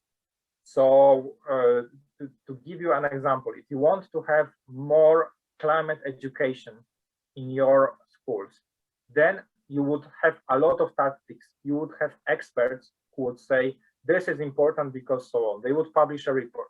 You would have to prepare something for the media. So the media is interested, especially the story, like one girl sitting in front of the parliament is a good story for the media. So we have an interesting story to tell for the media. That's a second good tactic. Then you would ideally have a lot of people on the streets protesting, marching, or in front of the parliament or the building. The third is, for example, a petition. You can make a petition, for example, at your university to the rector, and you can have like 50 people signing, or I don't know, 500 or 5,000 people signing the petition, and then bringing it to the rector, and then they know that it is important because many people sign, and so on. So there's a lot of tactics that you can employ, and it's best to have many tactics at the same time. So take some experts, cooperate with them, the experts will do their work, and the young people should do their work, which is usually either a story or mobilizing a lot of people and so on. So young people, they don't have to be experts, they have a different role in the movement. Okay, and other questions? Yeah. Well, the other questions actually from Mr. Peter and also Mr. Jagat. It's quite in line from one and another. It's about how do we make the issue is sound to others so that it can create the same perspective, the same feeling for others that these issues matters. So at last or at the end, we can like develop this movement into a bigger actions, just like what Greta did. So how do we can make the issues sound to everyone and give this information of the issues? Okay, that's a very difficult question, because different things are important for different people, and you have to find ways to speak to different people, and you would speak to them differently. So for example, some people will join you when it is fun, so they will need fun to join, right? If it's not fun, they are not interested, and they don't think it's important. And it's okay, it's not perfect, but it's okay. You say, okay, I need to have these people on board, so I will make it fun. Other people will join when they think it's important, so they want to change something, and they want to have influence. And it's also okay, but of course there can be problem with those people, because when they feel they have no influence, they will get discouraged, yeah, and they will not get engaged when they don't have influence. Other people will join when it's when they have feeling that it's somehow related to their career and so on. So you have to find also different strategies for different people. You can make a list and say, okay, for the fun people we do this, for the cause people we do this, and so on, so on. So there's no one strategy that will fit. And sometimes what happens is that we have different organizations targeting different groups. So for example, to give you for example of Poland, you would have Greenpeace campaigning, you would have WWF campaigning, you will have youth climate strikes, or the Parents for Climate, and so on. And each of those groups will be targeting different group of people. So WWF would usually work with business to convince them how to do it. The Greenpeace would rather not work with business, but with individual companies. They would do individuals. They would do a lot of direct actions and so on, so on. So you can do two things. You can either choose one group and you say, okay, this is only for my group. So for example, I'm only doing fun. We're doing fun for climate, and we're gathering lots of people. Or you can choose several groups and say, I work with this group, and so on.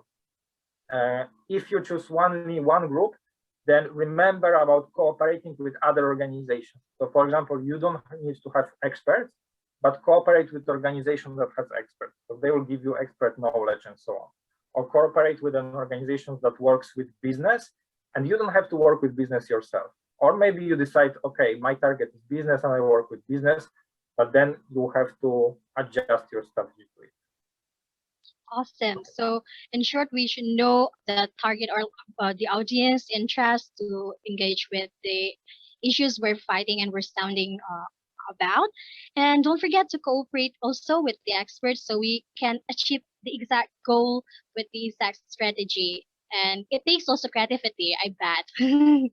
And is there still any other question? We may have one question, and after this, I will sum up what we have heard from Mr. Arthur. Is there any other participant who want to ask a question?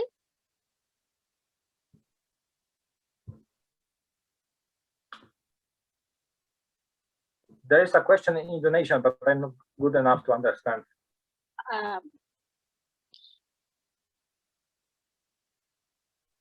I think Nurul raised her hand. Yeah. May I ask it directly? Sure, Miss Nurul, please. Oh, thank you so much for the opportunity, and I really love the presentation as well. So I would like to ask, and also would like to give a bit condition regarding what happening in Indonesia. So one thing that became a problem in Indonesia is the literacy regarding the climate itself. So many young generations here are not aware enough regarding the climate. It's not like how Greta can be aware in such a young age, like in 11 years old, and try to do the school strike. But perhaps we can learn more regarding how does Poland deal with does Poland actually incorporating climate literacy or education in their kindergarten or even in primary schools? Is there any best practices that we can learn regarding that to ensure that such awareness can be built in that early age? Thank you. Okay, great question. So the answer is Poland is not great here yet, and there's a lot to be done when it comes to bringing education on climate change to schools. From my knowledge, the only country in Europe that has climate education in their school curriculum is Italy. They introduced it a year or 2 years ago, and they are already teaching climate change issues as a subject in school. This is not yet in Poland, and we are working towards changing it, but it's a long and difficult process. So there's no requirement for teachers to teach about the climate change in schools in Poland. Some teachers do it when they have more knowledge, they're more ambitious, or they want to go outside of curriculum and say about something important. And for example, the publication that we have prepared is something that we have prepared for those teachers, so that they have tools, they have knowledge, and they have specific exercises to play with children. So actually in our publication, there's a lot of exercises, what you can do, how you can experiment with young people, how can you play, have fun, but also explain the climate issues at the same time. So yeah, that's a lot of this bottom-up approach. So we try to reach individual teachers and show them how to talk about it, but a lot depends on them. And of course, the other part is young people recognizing themselves that this is important, and then talking to other young people, to their peers, and bringing them to the streets to protest and so on, so on. So this is how the climate movements happened in Poland. Actually, this, like, the teachers are not teaching it at school on a mass scale, but many young people are educating themselves. So that's also a way to reach the issue. Thank you so much for the answer. I really hope that this kind of best practice also can be implemented among the youths in Indonesia. So thank you so much. Okay, thank you, Ms. Nurul, for the questions, and also thank you for Mr. Artur for answering all of these questions. It is really great, and then it's very informative. I have the same hope with Ms. Nurul that these sessions and information that you give can be implemented to all of the youth in Indonesia, so we can work again together and, you know, make more information, give information, so other people outside this can create a bigger action afterwards. Okay. I think due to the limited time, this is the that was the last questions that we can accommodate right now. But if you still have a questions, you can put it on the chat box, and later we'll be very happy to give it to Mr. Arthur, and we will give the answer on our social media, so you can check it later. All right. So once again, thank you for the valuable discussions with Mr. Arthur. It is very informative and insightful. And we have certainly received valuable insights from your presentation. Thank you, Mr. Arthur. Thank you. I was really happy to meet you, and thank you for inviting us as the National Center for Climate Change. Okay, moving forward to the next speaker.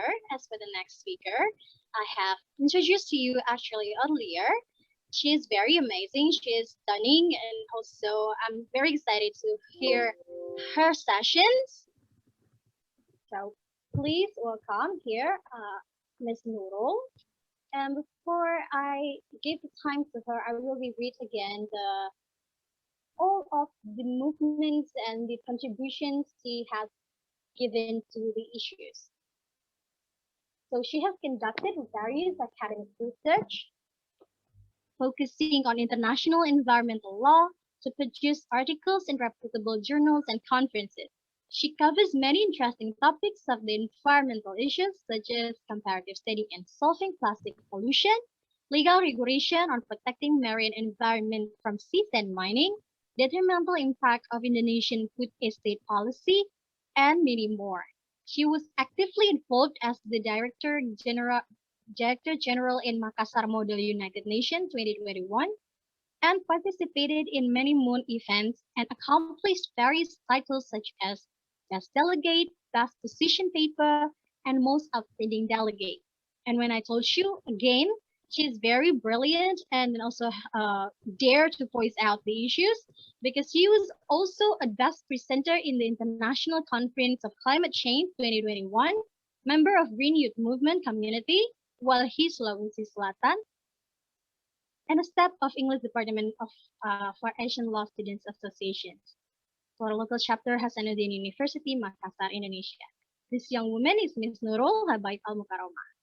Today, she will talk about her efforts and experience in making an environmental campaign. She will share some advice on creating successful projects. And to Ms. Nurul, please, the time is yours. Thank you so much, Ms. Rere, for the time. Perhaps I can share the screen right now. Sure. All right, I'll try. Is it, can you see it now? Yeah. All right. Clear. So yeah, good afternoon to all of the audience. Assalamualaikum warahmatullahi wabarakatuh. And today I Nurul Habaib, but you may refer me as Lulu. On behalf of Wali Sulawesi Selatan and Green Youth Movement, I would like to address the topic regarding the importance of youth in climate change and environment. So I just wanted to show that this picture is actually at the time when we are doing a training on campaign regarding the marble mining issues that actually giving detrimental impacts to the local communities in such area. But let's go on firstly to a brief story regarding my journey on concern to environmental issue. So yeah, back then I was just a student writing journal articles in law school under the guidance of my associate professor, which is currently present here. And at the time, my lecture, the first momentum for me to be more concerned in environmental issues is when my lecturer, which is present here now, Dr. Maskun, offered me a project of research that discussed regarding the plastic pollution issue. And then I got the part of analyzing more in Indonesia, especially the sources and also how prevalent the plastic pollution issue is in Indonesia, and how severe the damage that have been contributed to the plastic pollution. And along that journey, I feel like, oh, wow, is this that severe happening in Indonesia? Does this kind of environmental issues actually happening between us? That was the momentum for me to gain my concerns in environmental issue, which then I tried to learn more and more regarding what's happening in Indonesia. We tried to criticize lots and lots of policies that could bring indications in destructing the environment. But after all, I think that it is not enough for me to only learn about the conceptual and the contextual things inside of the book. So I tried to join the Environmental School 2021, which, you know, the tagline is written down below: environmental crisis, let's take action. So this is a program managed by Walhi Sulawesi Selatan, which we 20 of youth gathered in in 4 days, 10 male and 10 female, and we learn and to produce environmental campaigner. We learn basics of environmental science. We learn what is actually ecology, what is actually ecocide, what are the rights of environment. Do they actually have the right to exist, to live? Do they have the right to be preserved?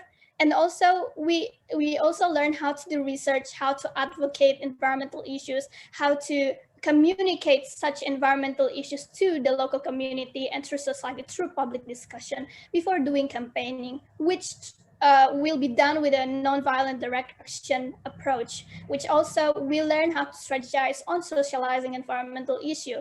This is what we learn. However, one question that come up into our mind is regarding the implementation. How can we educate society to be aware of environment and climate change? Since I've already discussed it with Mr. Artur previously, saying that Indonesians are not really aware regarding the environmental issues. Only little of us know about that, especially in terms of like the perceptions coming that environmental issues is something that is sometimes regarded as something exclusive in Indonesia. That actually, because this is our planet, it means that it is our business. So there's no reason for us to not care about the environment. But this is how can we approach the society on educating and raising the awareness of environment and climate change. So that is why we established Green Youth Movement at 2019, which focusing on, educating and delivering message on environmental issues. So we do Fast Forests, which aims on campaigning the importance of protecting and preserving forest area for adapting and mitigating the climate change by engaging with policymakers in a talk show. And also we engage with local communities by showcasing their handmade products. For example, like you can see on your right side, there is a local community, there is a local people then trying to showcase, and you can buy it also. There's a very eco-friendly product made from bamboo or made from wood, which will be better, that can be used as an alternative rather than you're using a plastic bag going to supermarket or going to the traditional market. Also, there is other products that they are sold. So it is also empowering the local community. And one way for us to try to deliver the message of protecting the environment is through lyrics that is sung by the musician. So that is how we actually try to deliver the message, but in a friendly manner. And the second is this is in July, in the early July, we initiated Sail to Campus, which focusedly talking regarding the dangers of plastics and climate change in Sperm, the marine ecosystem, where just a little information, Sperm archipelago is one of the archipelago that is exists in South Sulawesi. And one issue that's happening there is the season mining that is happening currently. And this event actually aims to enhance awareness on environmental issues in marine life, which brings impact to the climate change among youth and societies through obtaining knowledge from local communities. So we actually invited the real fisher folks from one of the islands in Spermonda archipelago called Sarapolompo. And at the time, one thing that made us stunned is there are two things that they didn't know. First, they didn't know that the rising sea level is one of the impact of climate change. This is what I say, that the level of literacy in Indonesian people regarding climate change is very, very low. It doesn't reach into all people. It doesn't reach to the fisher folk. So this is why we need a holistic education and socialization, which focusing on awareness of the environmental issues and climate change, because both environmental issues and climate change are two inseparable and intertwined things. And also the second things that makes us stunned is the fact that when they all of those people, when they are producing the waste, they just dump it on the sea. Why? Because there is no waste management there. And this is why we need to urge, for example, like the policymakers or the local governments to try to provide an eco-friendly or pro-environmental policies and try to reach out them to ensure that all of such issues will not accelerate the climate change itself. So that is why we initiate the Cell to Campus. So this message will not only be delivered to youth, but also be delivered to the policymakers that we hope that they can hear and implement and address the issues at hand. And the third is, there is a conservation camp actually. Oh, sadly, I cannot play the video. So actually in this conservation camp, we do three agenda. First is we do beach cleaning, we do mangrove planting, and we also release baby sea turtles in the sea. So at that time, the reason why we are doing this is because we know that several parts in South Sulawesi itself have, especially in terms of like the mangrove coverage is endangered, since lots of mangrove coverage is already open for fisheries and for I don't know what is it in English, but it is called tambak. But the fact that that create dangers, especially in terms of like mangrove is very good for tackling abrasion. We try to conserve the area by do a mangrove planting there, and we release the baby sea turtles to the sea, and at the end we do beach cleaning. So all of this direct action will deliver message to the local community that it is very important for us to take care of our coastal environment, to take care of the biodiversity that is living in such ecosystem.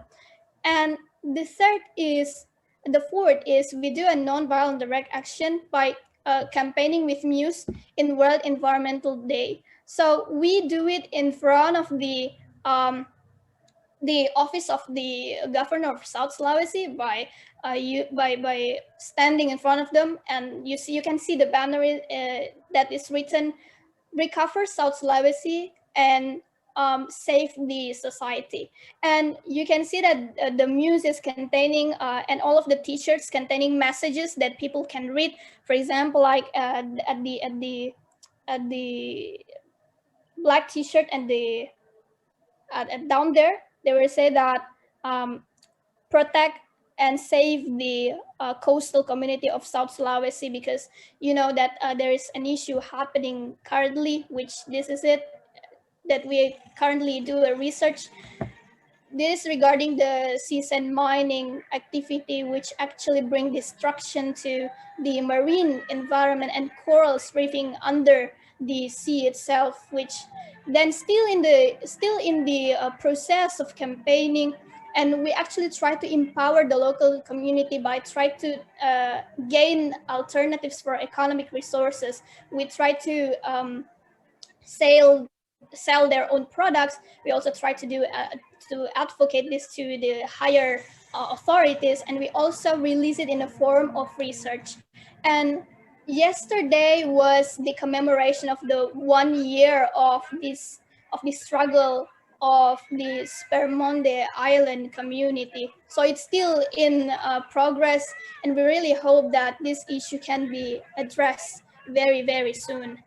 And in terms of research and advocacy, also we do it in terms of influencing environmental policy to head of governments, because we all know that one of a bad waste management, especially in the open landfill, could contribute very, very high in terms of the green the gas emissions, greenhouse gas, and it contributes to acceleration to the climate change. So we do a research regarding perceptions and the management of waste in the area of national strategic area of Maminasata, which then after we do this research, we try to socialize it to the head of governments that is covering the area of the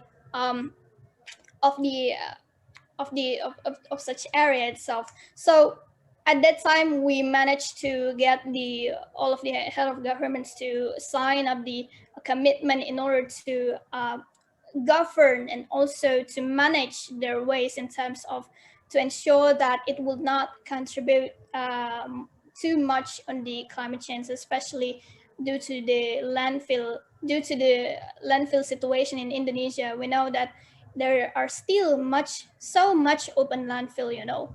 But after all, us as the youths still shall have the urgency to speak up to everyone, to speak up regarding this, to educate ourselves, to educate our society on how important it is to conserve and preserve the environment, because it is never too late to be the friends of Earth. Any effort to protect and conserve the environment, neither small nor big, will contribute significant impact to keep our Mother Earth alive and to prevent further negative impact of the climate change. And that is the end of my presentation. I look forward for any kind of future discussions ahead. Thank you.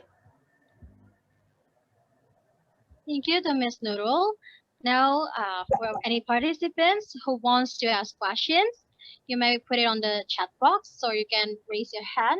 I mean, using the feature of raise hand and to ask it directly. We have the first question here from Mr. RD.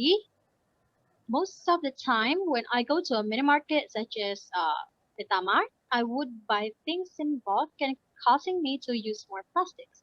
And even though I use the plastic to differentiate the weight in my plate, but it's still using plastic though. What is the solution for this, for using plastic issues? I see. Thank you so much for the question, Adi. So one of my way to actually, when I try to buy something in bulk, is actually through using cardboard. Cardboard, you know, DOS. It is very different. It is very important for you. That is why you have to bring your tote bag anywhere. Actually, anytime to bring your cardboard, but I think the most plausible way for you to reduce your plastic is consumption is whenever you want to go to buy something, try to, there's many alternatives. For example, like using cardboard will not contribute to the plastic pollution. And also, if you start to bring your tote bag whenever you want to go, for example, like PetSmart or Alphamart, then it will be I think that it will be a good solution, rather than we are just depending on the government waiting for their no plastic policy to be enacted, right? So yeah, perhaps you have any other opinion, Adi? Or no worries, I give it back to Ms. Rere. Okay, thank you, Mr. Yeah, I do agree that we have to be the one who is proactive instead of being depending on the government waiting for the policy. We can always bring our tote bag or we shopping bag. It is quite small right now. There are a lot of variations for that. So there is always a way out for, reducing the use of plastics. I do agree with you. All right, it's such a long one. Let me read it first.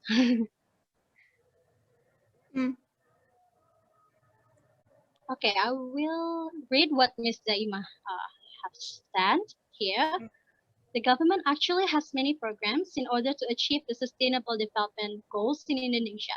However, in my opinion, as Ms. Nurul mentioned, the problems we have in Indonesia is the lack of literacy in regards of the issues and the government itself. In my limited understanding, may socialize the programs, yet the people under wouldn't socialize it enough to the public, especially those who need extra education. The people who are aware of the issue are the ones who make extra efforts to educate more people, such as NGOs, local communities, and so on.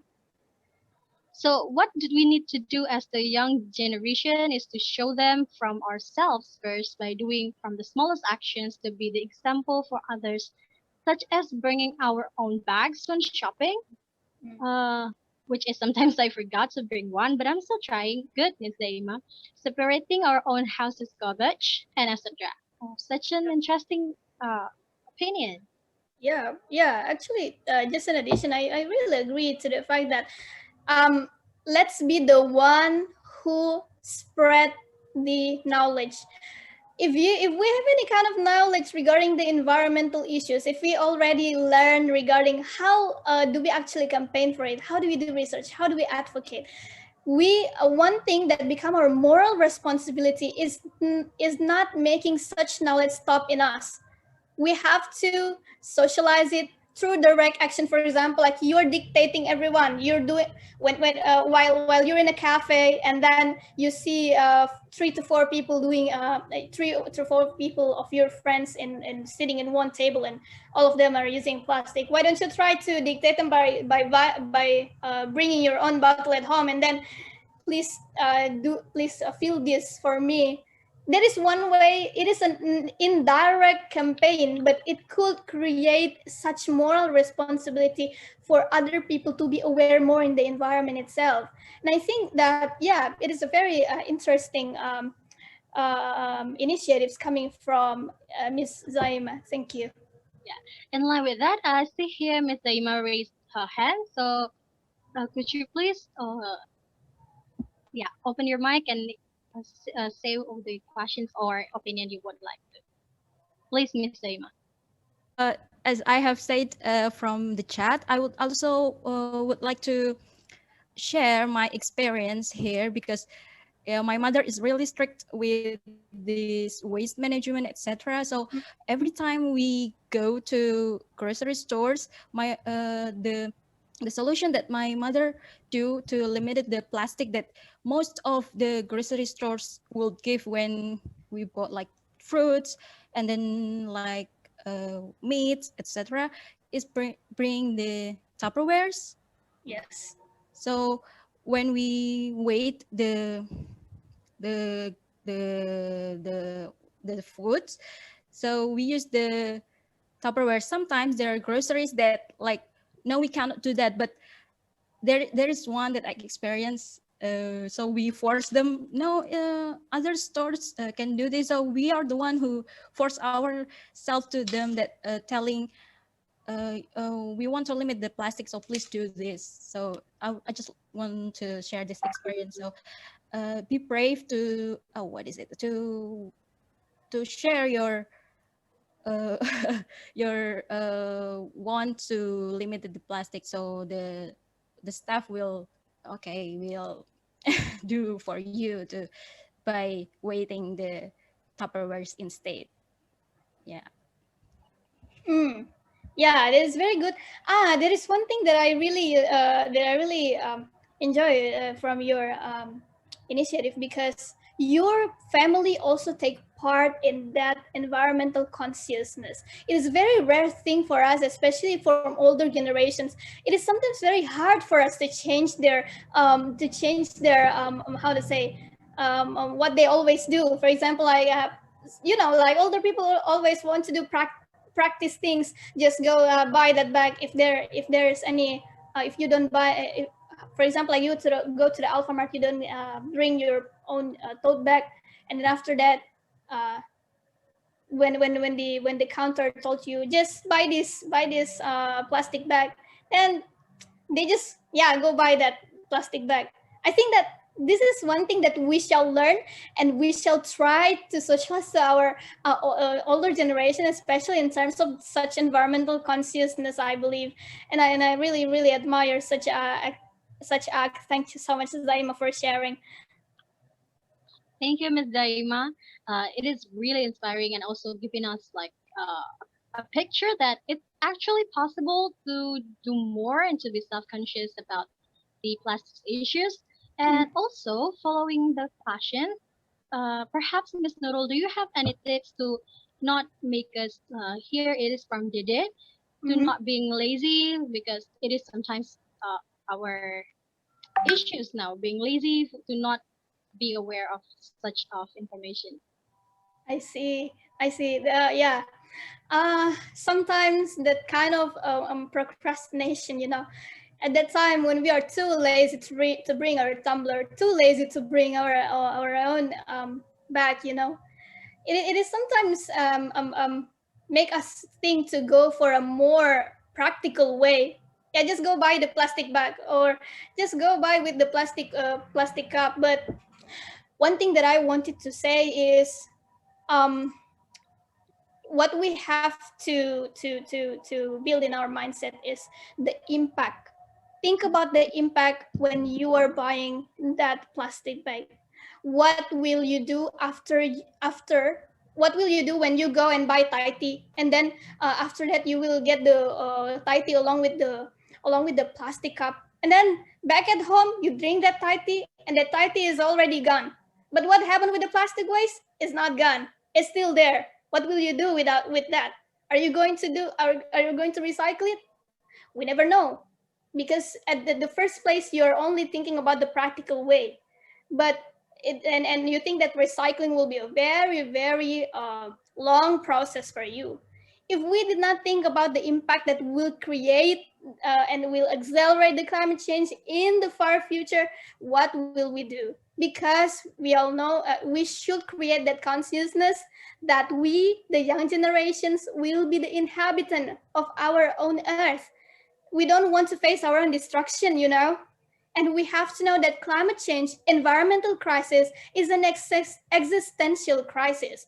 And we just cannot go like usual, buying plastic bags, buying plastic thing. After you drink that, it's gone. Just dump it anywhere. It's something that we shall actually change, I think. Agree. Couldn't agree more. At least our small efforts actually matters, and it can give very great impacts. As you said earlier, things about the impact. Now here, I think we have another question. So wait a second. Would you like to read Nilna's question? Sure.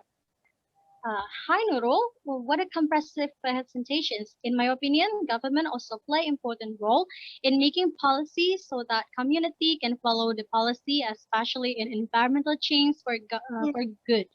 In some regions, there is a regulation by the local government or by Perda that each grocery stores are not allowed to use plastic bags. Other than our knowledge and literacy about the climate change, maybe the government also need to take part in these issues. Anyway, my question to this is there any obstacles while doing the pro-environmental policy? Meeting with the government. Pre-environmental policy meeting with the government, and how is it the way to tackle down the obstacles? It is really interesting. Yeah, it is very interesting since it is the field of our research as well, especially with our research team. And here is my lecturer there presenting all the way. Yeah, so along with my research, one thing when we try to research about the plastic pollution issue is the government's participation. We all know that in several parts, for example, like Kalimantan, in South Kalimantan or in Bali, which already enacted the no plastic policy. It is good. It is very good. However, what happened to the other region who haven't enacted the same policy? This is what we need to actually, this is why we youths shall be very conscious and took our concerns and environmental. So if there is any kind of such imbalance, we can try to push the government to do a pro-environmental policy.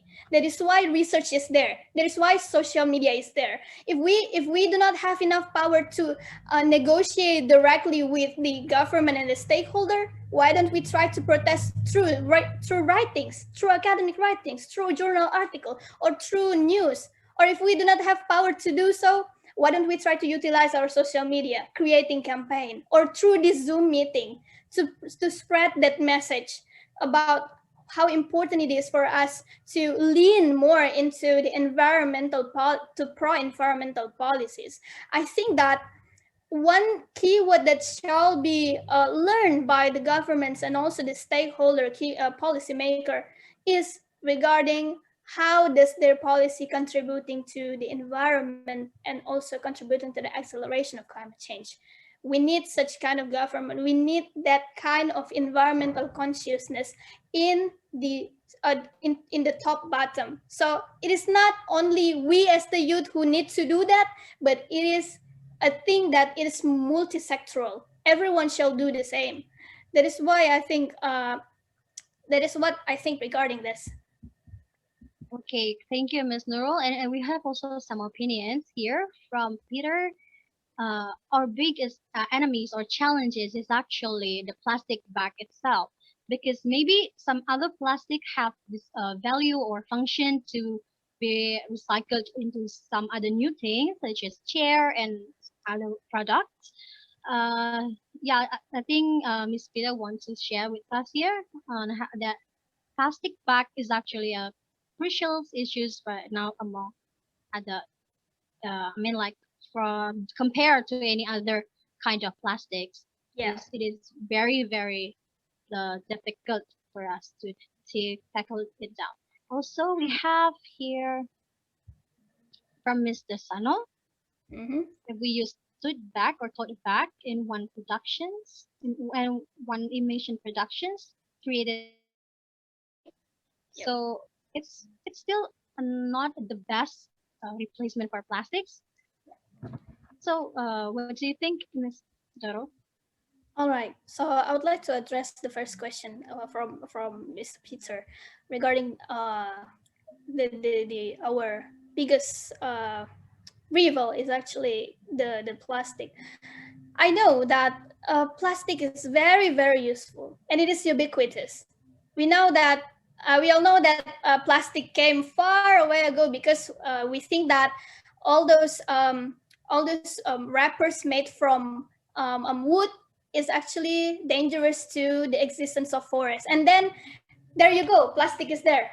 But actually, what we need to reduce is the single-use one.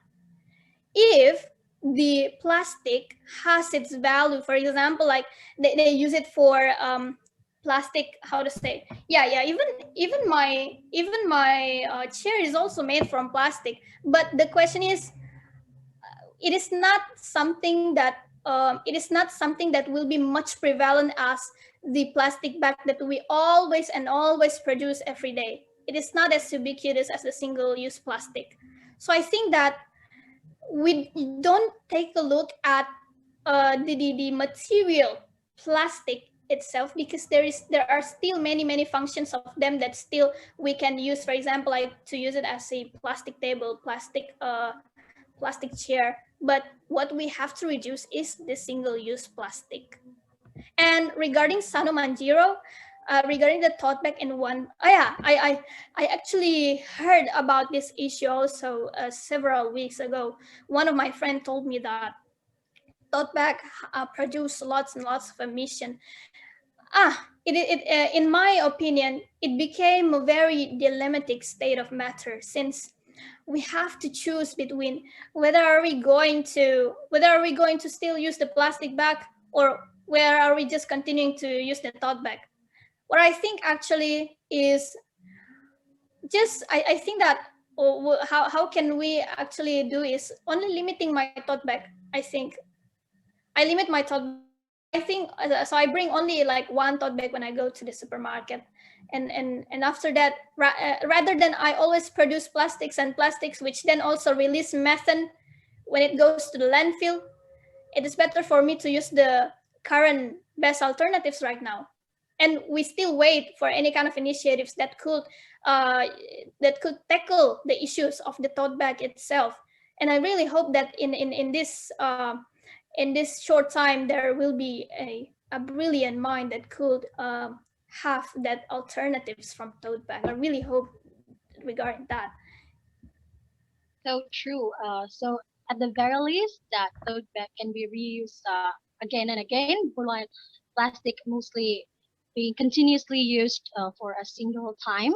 So maybe it's not the best, but it is the options that we can get at the current time. Due to limited time, I think that's the end of the Q&A sessions. And for the questions, we will keep it and we will give it to Ms. Nurul, and she will give the answer. And later on, we'll give it to the social media so you can read. And before we move to the next session, or before I close this, giving a conclusion to this sessions, I would like to read some of great participants here, and thank you for coming here. There is Miss Sylvia from Pujas Pomorski region, and also we have Marcin from Trihita Karana, and thank you for Payat from the NCCCC for coming here. Okay, so to close this session here, I would like just to give a small conclusions on how actually from what Mr. Arthur and also Ms. Nurul have said, that we here, youth and also government and any other stakeholders, we have the power to influence other. We have the power to make the issues sounds to all around the world, and it's not always something big or something like difficult to do. You can start it from your social media. You can start a campaign. You can start by telling your mother and father, your family to do for example, like what Ms. Daima to not use plastic and stuff. Also here, why this environmental issue matters, because this is our earth, we live here, so it's our own business.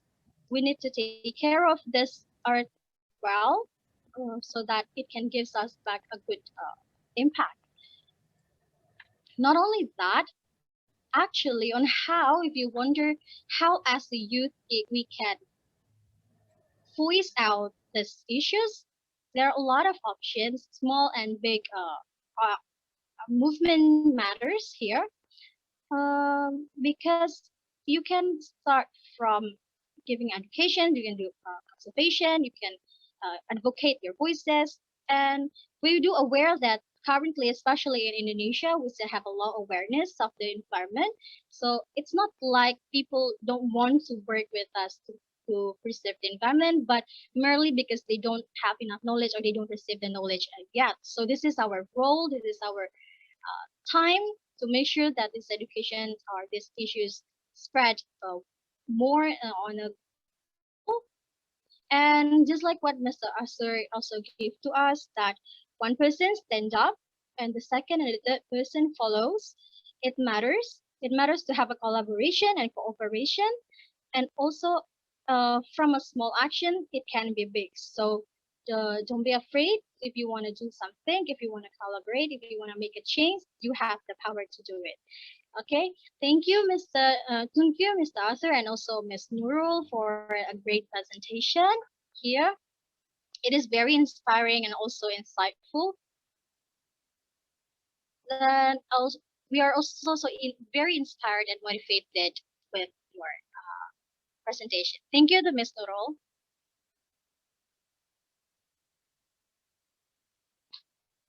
And for the next session, we will have our special guest here. All right, thank you so much for all of the speakers that already gave us such a wonderful speech and also such wonderful presentations regarding the environment and how to preserve the environment. And also thank you so much for in giving me time for the sessions. So after all the incredible presentations we have just witnessed, guys, we also have a special guest that we would like to welcome. She's a wonderful cultural anthropologist working at Nicolaus Copernicus University in Torun, Poland since 2001. She has been conducting ethnological field research in Indonesia. She is a research and development project manager who has opened up original classes and workshops in the field of intercultural global and regional education since 2002, and also an educator. She provides cultural counseling for people who want to develop their business in culturally different environments, co-founder of the Polish-Indonesian Association Sahabat and the Verda Foundations, Miss Renata. So please welcome Miss Renata. Time is yours. Selamat siang semuanya. Di Polandia masih pagi ya. Ibu-ibu dan bapak-bapak yang terhormat, terima kasih banyak telah mengundang saya. Halo untuk semua peserta, ECCO Ambassadors dan speakers. Aku bersamamu sejak awal. Itu adalah pertemuan yang sangat menarik dan menginspirasi. Pertama kali saya pergi ke Indonesia tahun 2001, kapan saya ikut program beasiswa dan belajar 1 tahun di Surakarta. Dari tahun ini saya di Indonesia sekitar 15 atau 16 kali belajar di sana membuat research antropologi dan lain-lain. Selama 20 tahun saya lihat perubahan yang terjadi di sana. Hari ini kita berkomunikasi dalam bahasa Inggris karena itu saya juga ganti bahasa sekarang ya. I'm really appreciate that you invite me for this meeting. I'm an academic teacher, but in the same time, as you already said, I'm working in the Greta Foundation, and beside of the social project, we organize also some education events. The project that I implement are in line with the goals of sustainable development. So it's very important for us to doing everything according to the goals of to those goals. I cooperate as a Greta Foundation with the Alternative Foundation, and with which we organize ecological activities. We focus on educating children, also kindergarten children and teenagers, also disabled, in the field of caring for the environment. We show how our decisions in everyday life affect the protection of the environment. For example, as a part of the project Fashion Deconstruction, Don't Throw It Away, Recycle It, we teach recycling and upcycling. For us, the most important is education and giving good example to the kids and teenagers, because teenagers and kids, they're our future. I believe, and my colleagues believe, in the small steps that leads to big change. But in the same time, according to the cooperation with Indonesia and other countries, for me, it's very important to remember about partnership between us. Partnership, not post-colonialism, because I'm against of post-colonialism and giving the only one right example for everyone. Poland is still in the process of learning how we can be more ecological, how we can take care of our environment. We are also in the process. As I remember, Mr. Artur also said about this. As far as I know, we will meet on 15th and 16th of August, when I will try to share my experience with organizing workshops. During the last speech, I just ran away for like a few seconds because I want to show you some things which I always has with me when I go somewhere to shop, for traveling. For example, very simple tips. This is what I said. The most important thing is to change our behavior in everyday life. What I use, or maybe what I don't use, it's a plastic straw, right? So I use the metal one, I can clean it.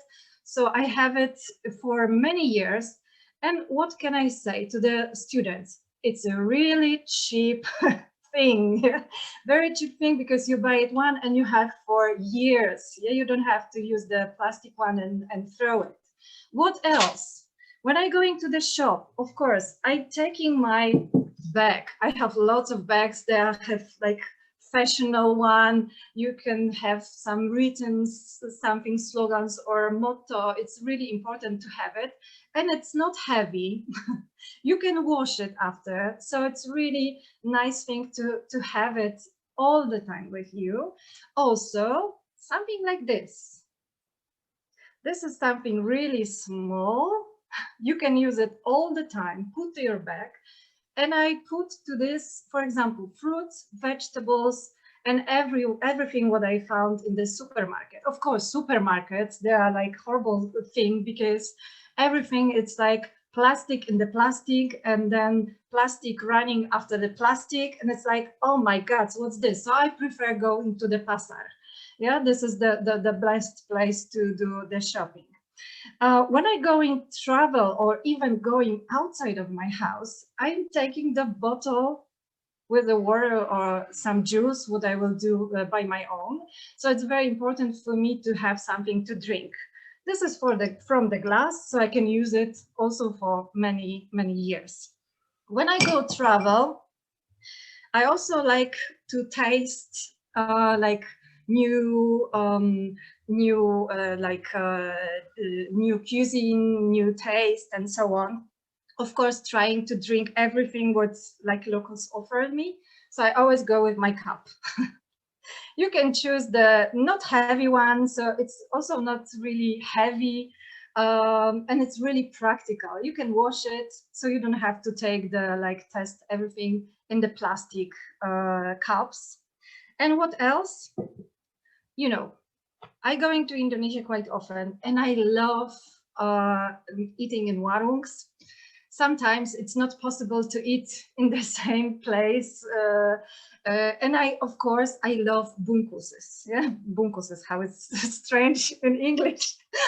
Bungkus is my favorite, yeah, because I can take it and go. As I told you, I went first time to Indonesia in 2001. And at the time, sometimes I cannot believe that I already have contact with Indonesia for 20 years. But on the beginning, I observed that there was more bungkus, in banana leaves, for example. Now it's like plastic in the plastic and then plastic run after the plastic. That's why, again, tip, we going to warung with the box, our own box. Yeah? It can be from the glass, it will be more heavier, but still we can wash it and use it many, many times.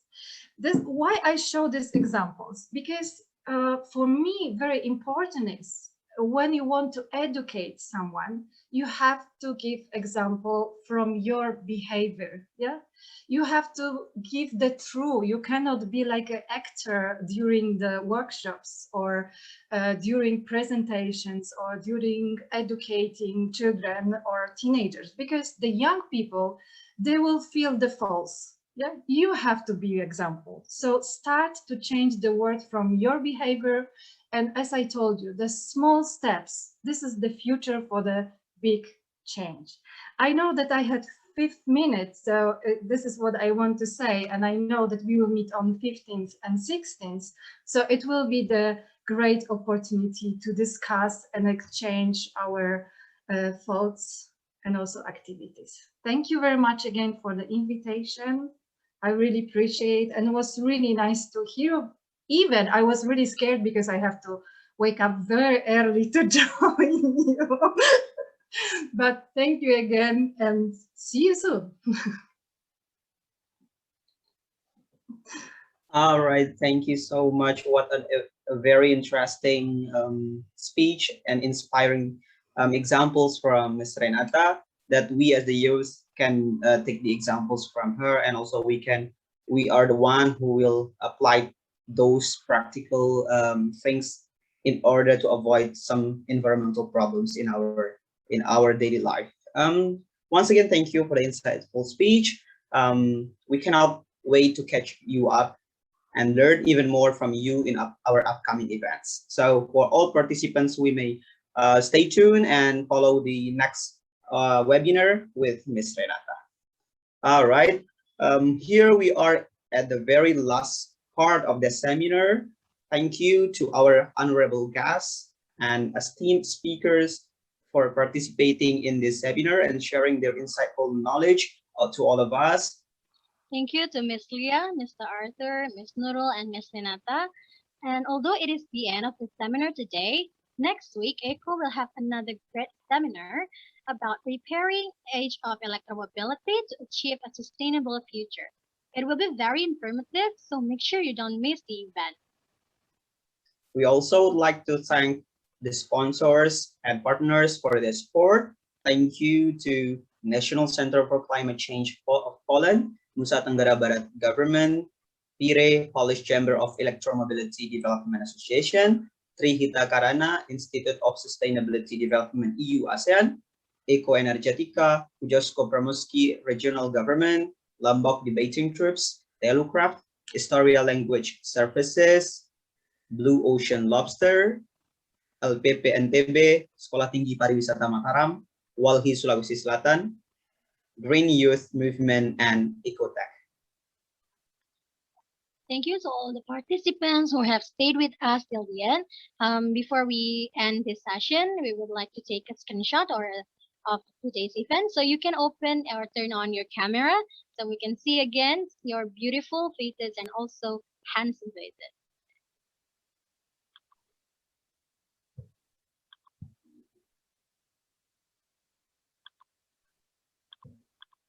Thank you once again for coming here, everyone. It is really happy to have you here. We hope that this seminar helps you to gain new knowledge. And as the MC and moderator for the event, we're signing off today, and we'll see you next time. Thank you, everyone. See you next time, next event. Thank you, everyone. Thank you, everyone. Thank you, Ms. Renata, also for sharing a Have a very good one. Thank you, and my Thank you, everyone. Thank you, all of you. thank you, everyone. Thank you, thank you. Thank you, everyone. Thank you. Thank you. Thank you. Thank you, everyone.